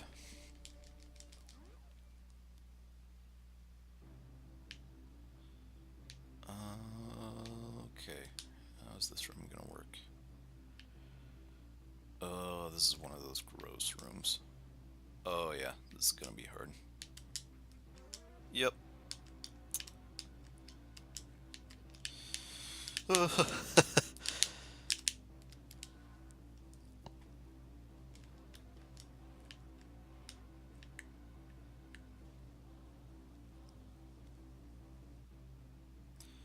Technically, you could run ahead, but I'd rather just stay there for now. Although it won't make much of a difference anyway, apparently.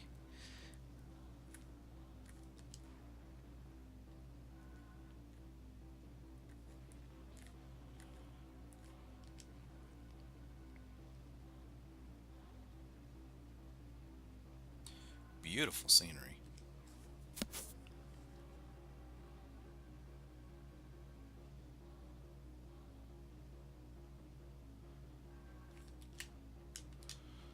Anyway, name of the game here is just to keep running. Don't let them catch you. And duck if you're up in this area. I think they can see you from down there.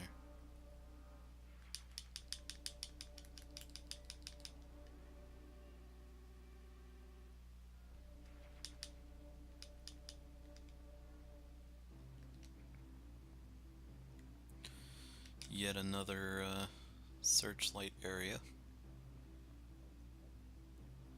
So just keep your wits about you. Don't let those touch you at all. um, ooh. Oh, goodness.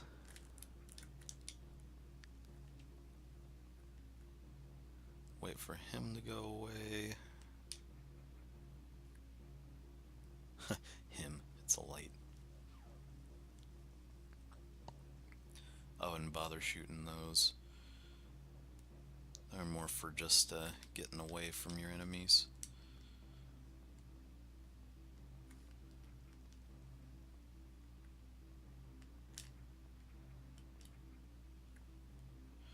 These things work basically the same way as spotlights. Don't let Samus get caught in the crossfire with their beam.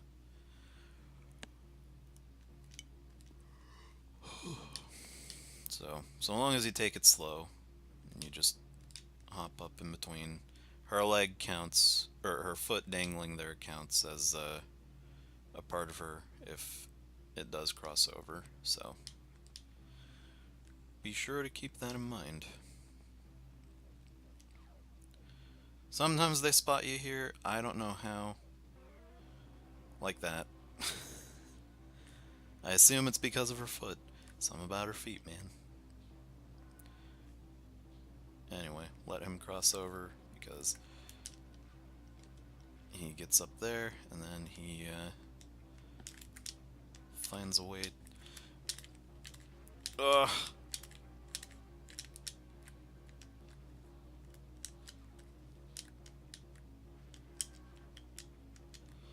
As you can see, the space pirate is a very...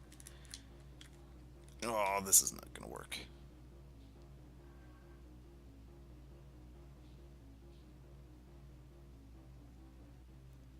Okay. Whew. I was like, maybe I can get him to stop. Ah, well.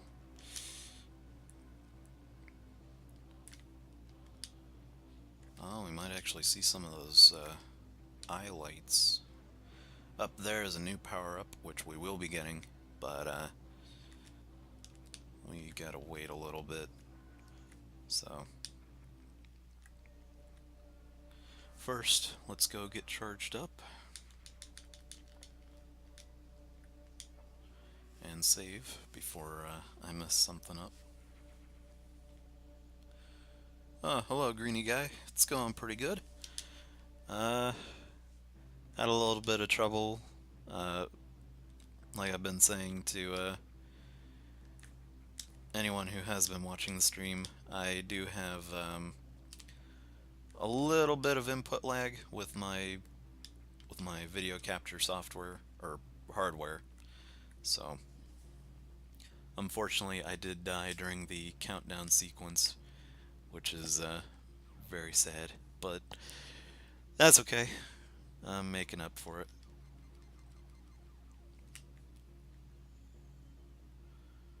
Alright, jump down here, keep going.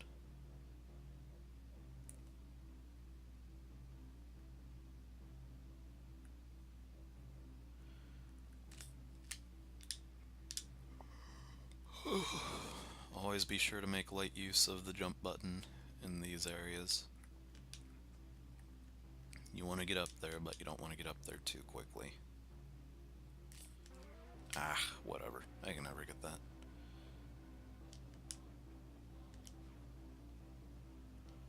Coulda, woulda, shoulda stunned him, but I didn't. Oh!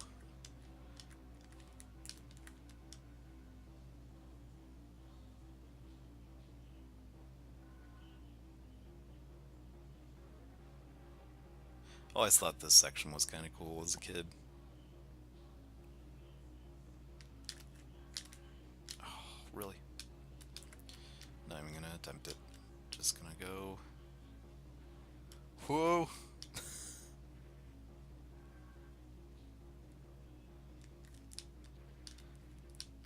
Oh, that was so many space pirates. By the way, they can kill each other if you're lucky. Wow, come on.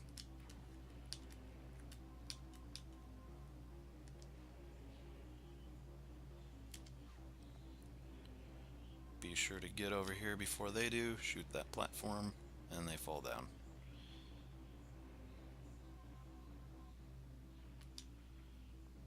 And that should be the last of the space pirates that we see for now. I hope, anyway.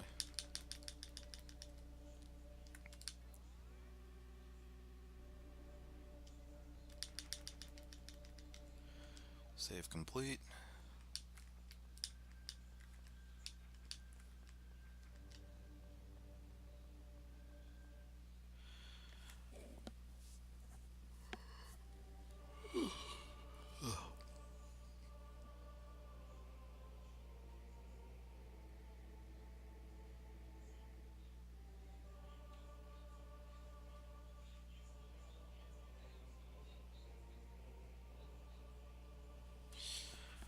And there is a little girl version of Samus from her past with an actual Chozo. First time we ever get to see one in the series, as far as I'm aware, anyway. There might have been a reference to him in Fusion. I sure don't remember. And no, I don't count the ghosts from Prime. Anyway, goal of the game here is to shoot it when it flashes like that. If you shoot it when it's not flashing and it just shows Samus, then you hurt yourself. It will shoot lightning down at you, and every time one of the circles is filled, it gets faster. So be sure to get your timing right.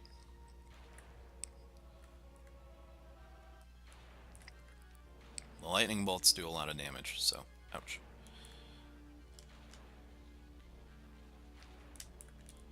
Come on, there we go. Oh, baloney. The last one's always the hardest one for me. Yeah, there we go. Anyway, with that taken care of, let's stand here and look at ourselves in the mirror.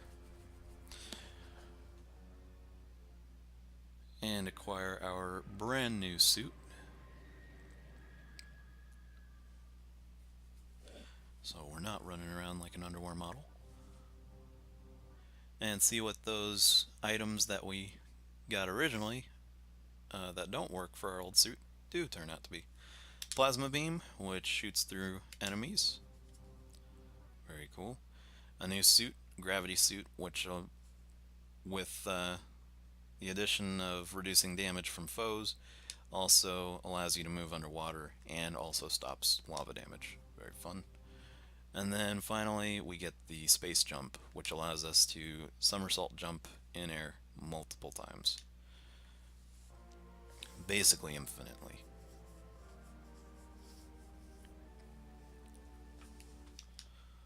So with a sudden color change, we now turn into a purplish pink kind of Samus. And we get all of our weapons and can show all those space pirates who's boss.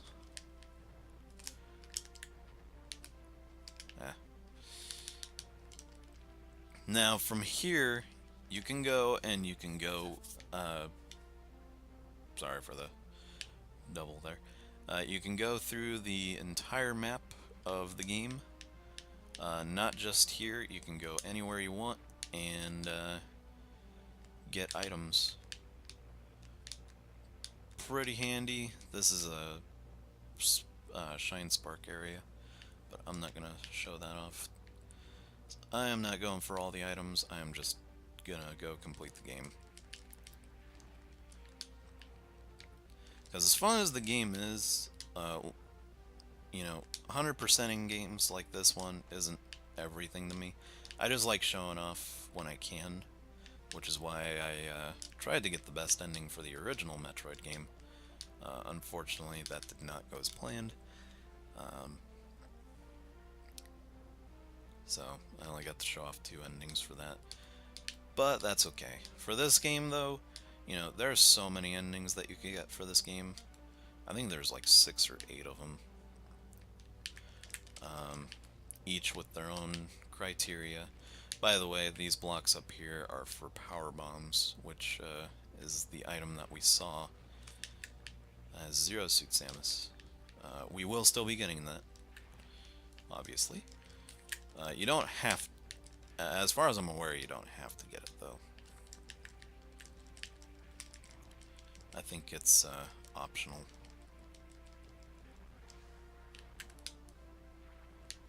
Anyway, as you can see, we are just totally powered up and ready to kick some butt. If you haven't seen, or if you haven't noticed from all the carnage we're causing. So where do we go? We go back to the main area. Okay.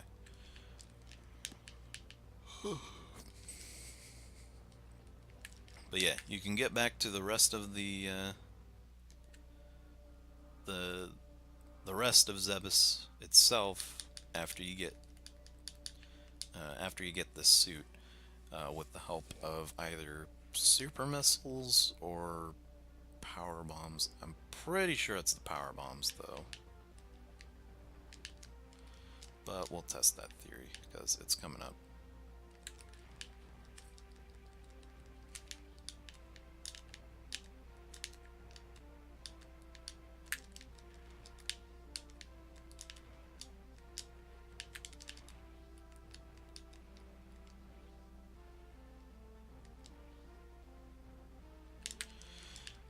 If you use it here,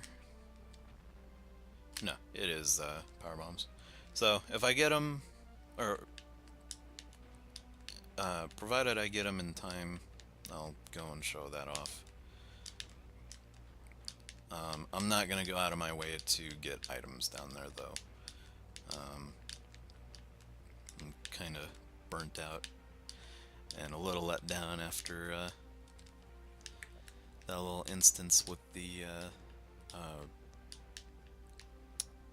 self-destruct sequence.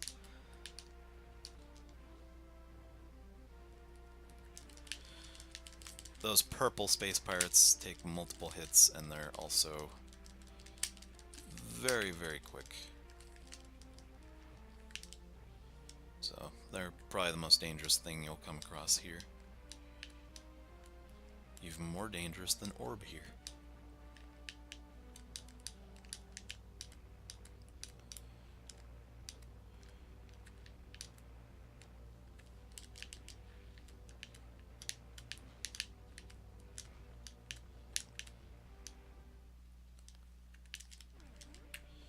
Alright. And even though I'm powered up with the suit and everything, I'm still going to use save rooms.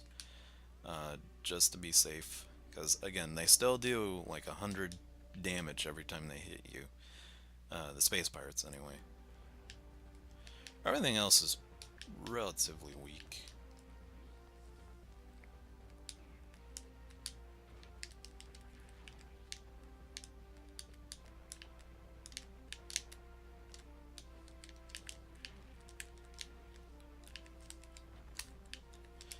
Keep using my super missiles.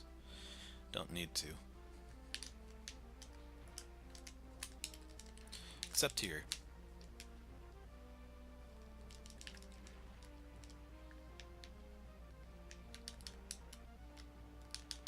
Anyway, quick super missile expansion. And a bunch of little space pirates down here. That yellow door is for power bombs. Might open that up later. Not quite sure. Kind of drawing some blanks. Use missiles to get this guy out of your way. You can get these super missiles here.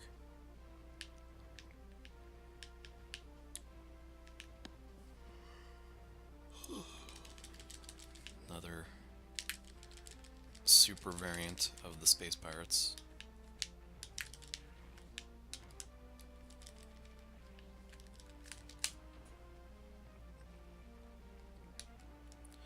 There's a ship in there, which we'll use later to escape. I have no problem spoiling that right now, because we all know that's relatively the only way she's gonna get out of here. Unless she can find something better. or the Galactic Federation for some reason shows up.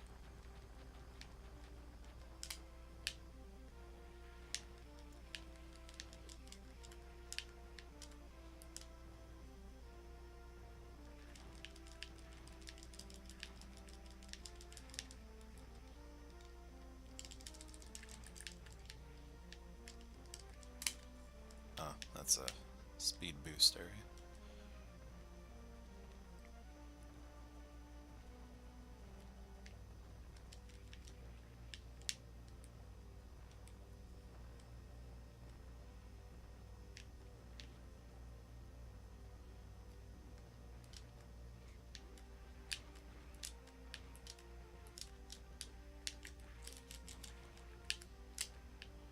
Ooh, we gotta be careful. Almost out of energy. I say as I get hit by one of those orb thingies.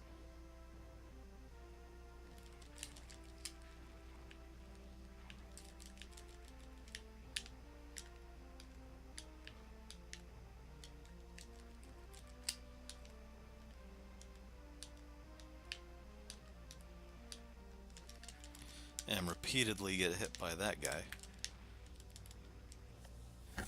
Fortunately, there is a save room up ahead.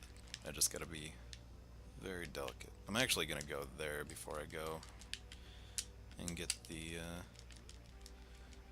power bombs.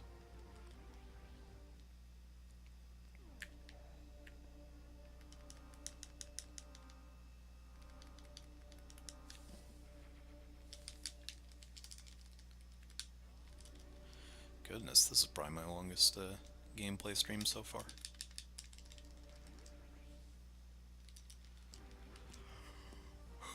I can only imagine what editing's gonna look like. Anywho, you go all the way over there, drop down here, and you'll see that space pirate taking the power bombs into the other room.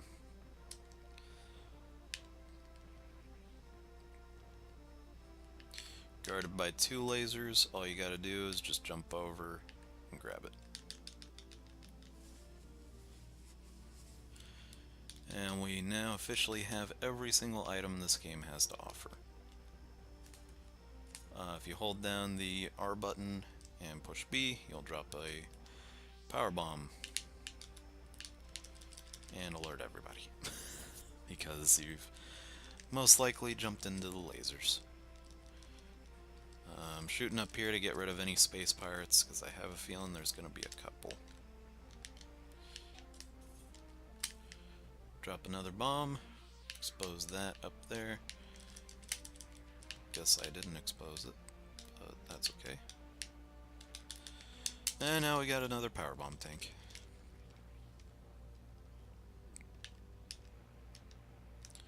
Let's not trip that this time.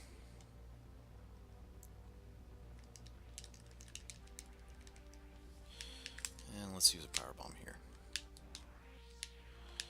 As you can see, the power bomb basically takes care of everything, so.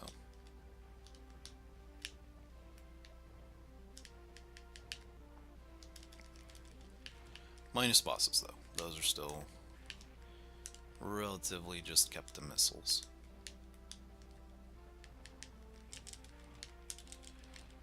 Now, in Super Metroid, that's a different case.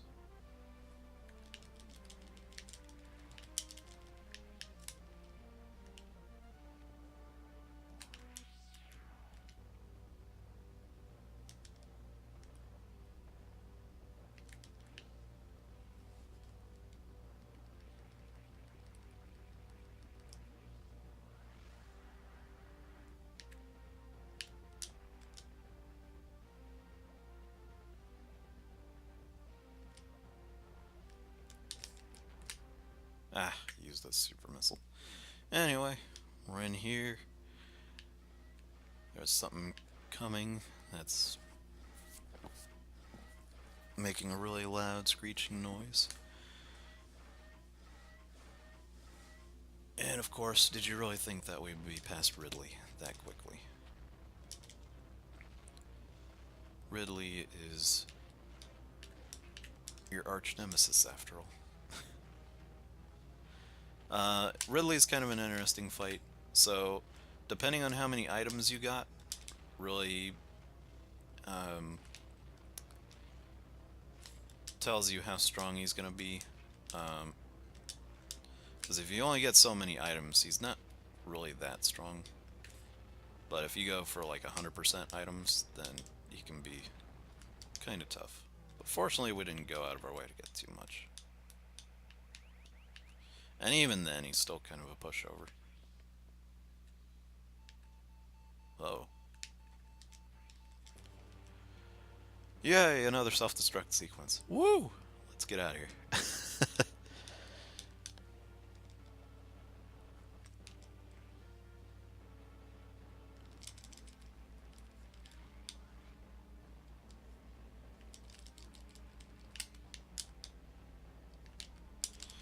Huh, they think doors are gonna stop me.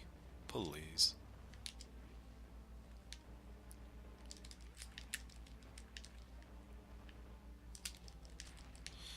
Anyway, all save rooms are blocked off. Basically anywhere that you need to go.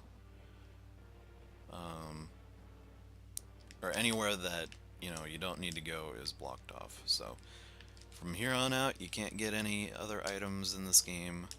Your primary goal is just to get the heck out of there.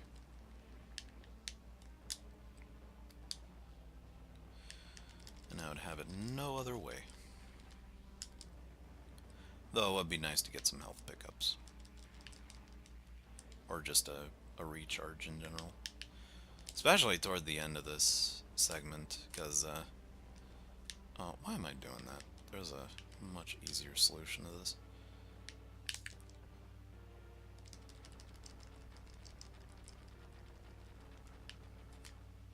Okay, I think that's enough.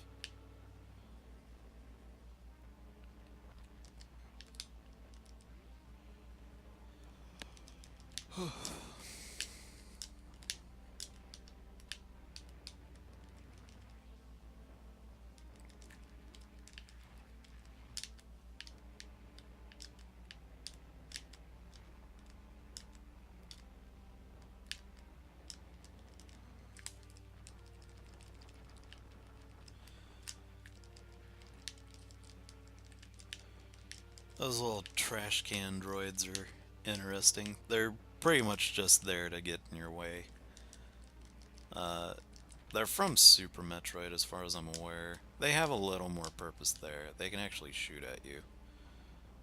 But even then, can't do too much to you. Anywho, you got two of these guys here. Be careful, they are tough. But as long as you just keep firing at them, they shouldn't be too hard. Once they're gone, those things start flashing, and then you can just hop in your spaceship and get the heck out of here.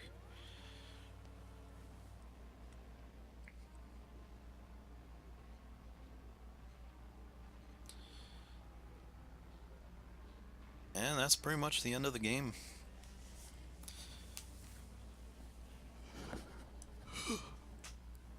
We go out of the ship's nose, and it explodes.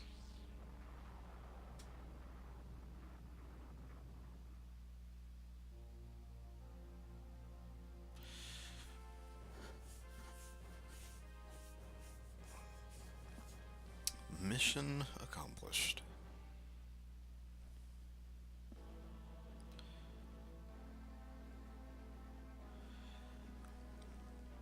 So, unlike the last game, we actually have to wait till the end of the credits to get our ending, which is fine.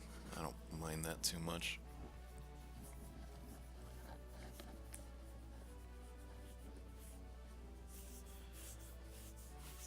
But yeah, that's pretty much it.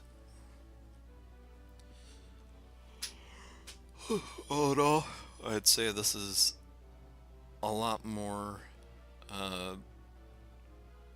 compelling than the original game as far as story goes. I still find the original to be just a tad bit more fun because it doesn't try to force you to go in a way or it doesn't force you to tackle certain situations their way. It was a lot more open-ended in what you could do. Plus, with codes and stuff, you can always go back through and, you know, try things differently.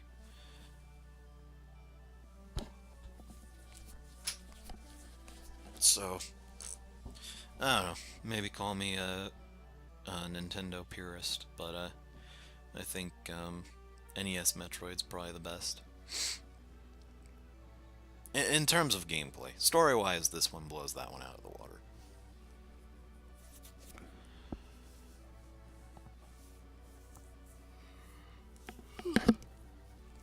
Especially if you read the manga that came out before this.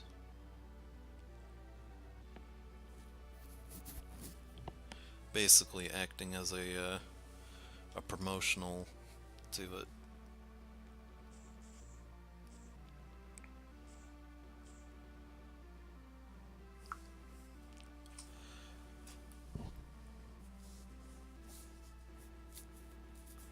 Turns out Samus had aspirations to be an artist before becoming a bounty hunter. Very cool. Nah, I'm just joking about that. I don't know what the case with that is. But anywho, here's our ending scene. I don't think I got anything too crazy. Oh, I did get something cool.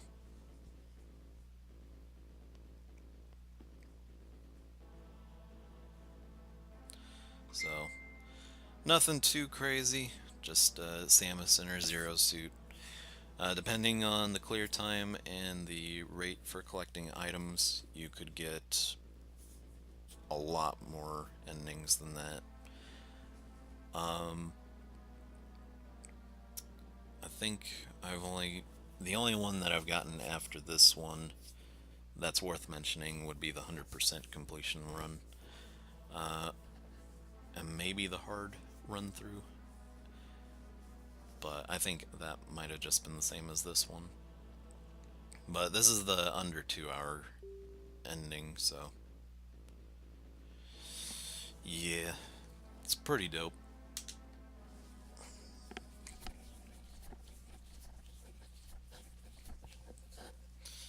Anyway, this is the intro scene to the game if you guys haven't seen that yet.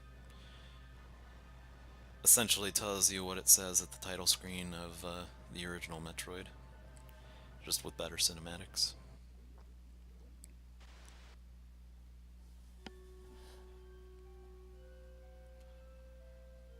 But that was pretty much the game.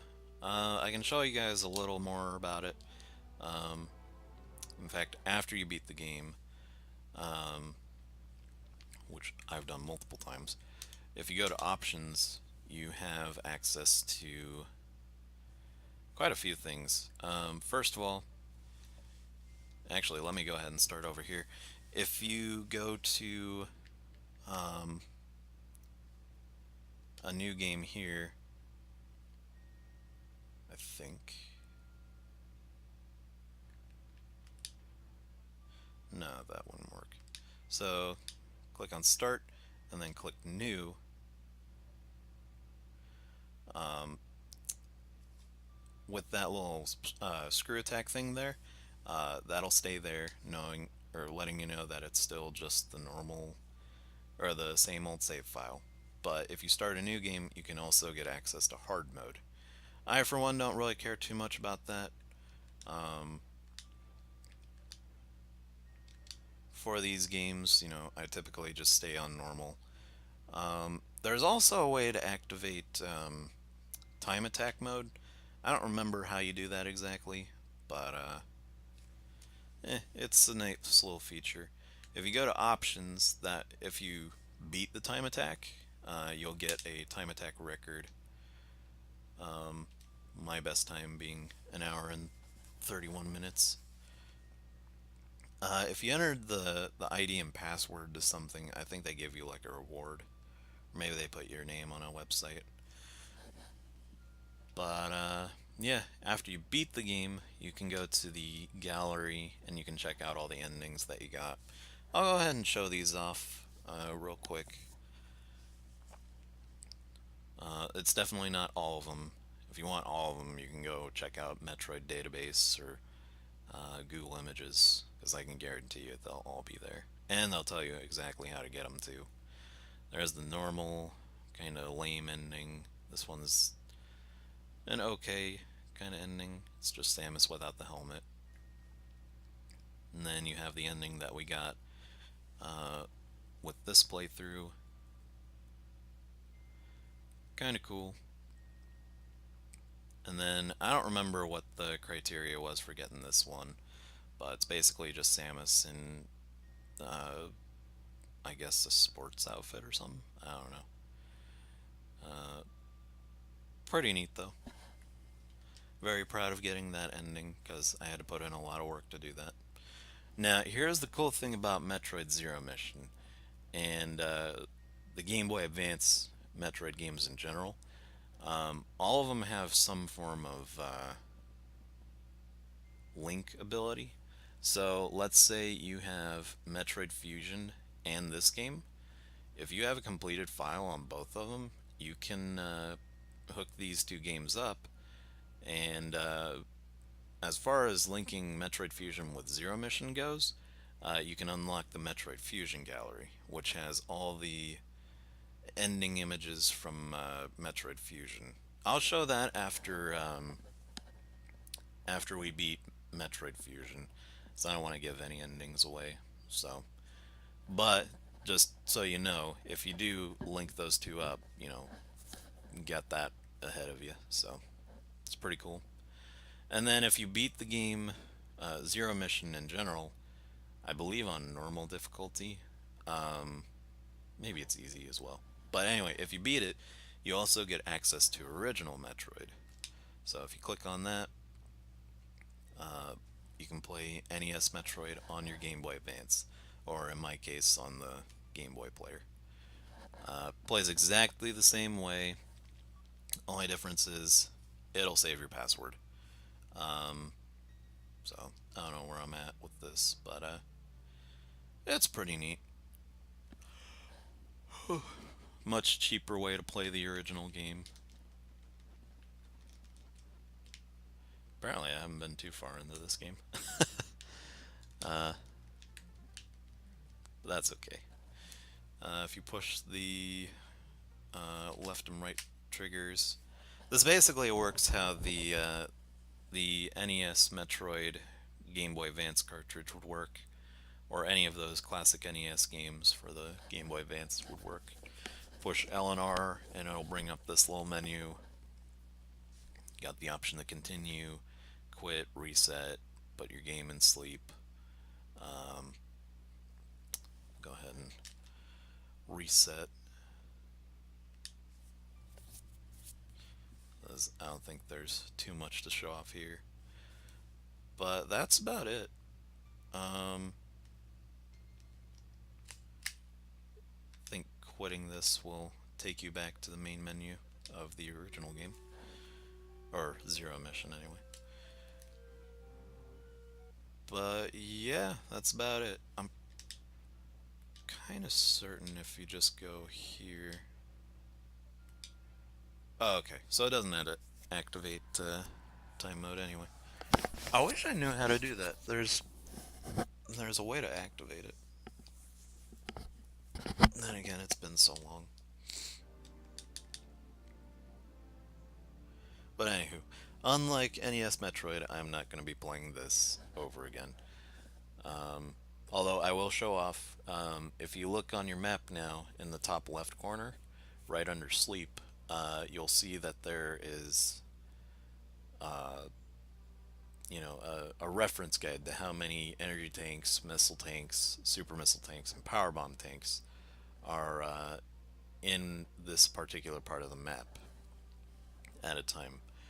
So you can basically go through, check this map, and it'll check off all the ones that you found. And once you found all of them, there'll be a little check mark next to the icon. This is very helpful if you want to get that 100% run. Um, That being said, it won't show where every item is. If you want that, you're either going to need a cheat system, or you can do basically the strategy guide method, where you go online, you print off a map, and believe me, there are a ton of them out there. Print off a map and then just go look for them. They won't tell you exactly how to get them. I will warn you that way, or that much. But you know, better to have a map to show you a general idea of where they are than nothing. So anyway, that's Metroid Zero Mission. This stream's gone on for far long enough. I'm pretty tired, so I'm gonna call it a night here. But next time we will go ahead and move on, chronological wise, to most likely Metroid Prime. Um,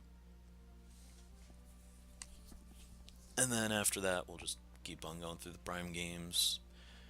Then Metroid 2, Return of Samus for the Game Boy. Super Metroid, if I can find a way to record that. I might just do it on my Wii.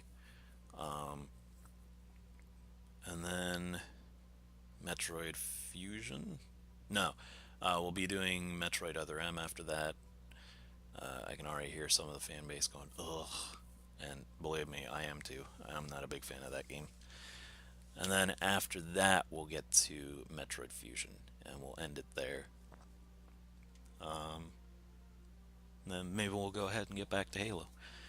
But until then, you guys have a fantastic night. Thank you all for watching.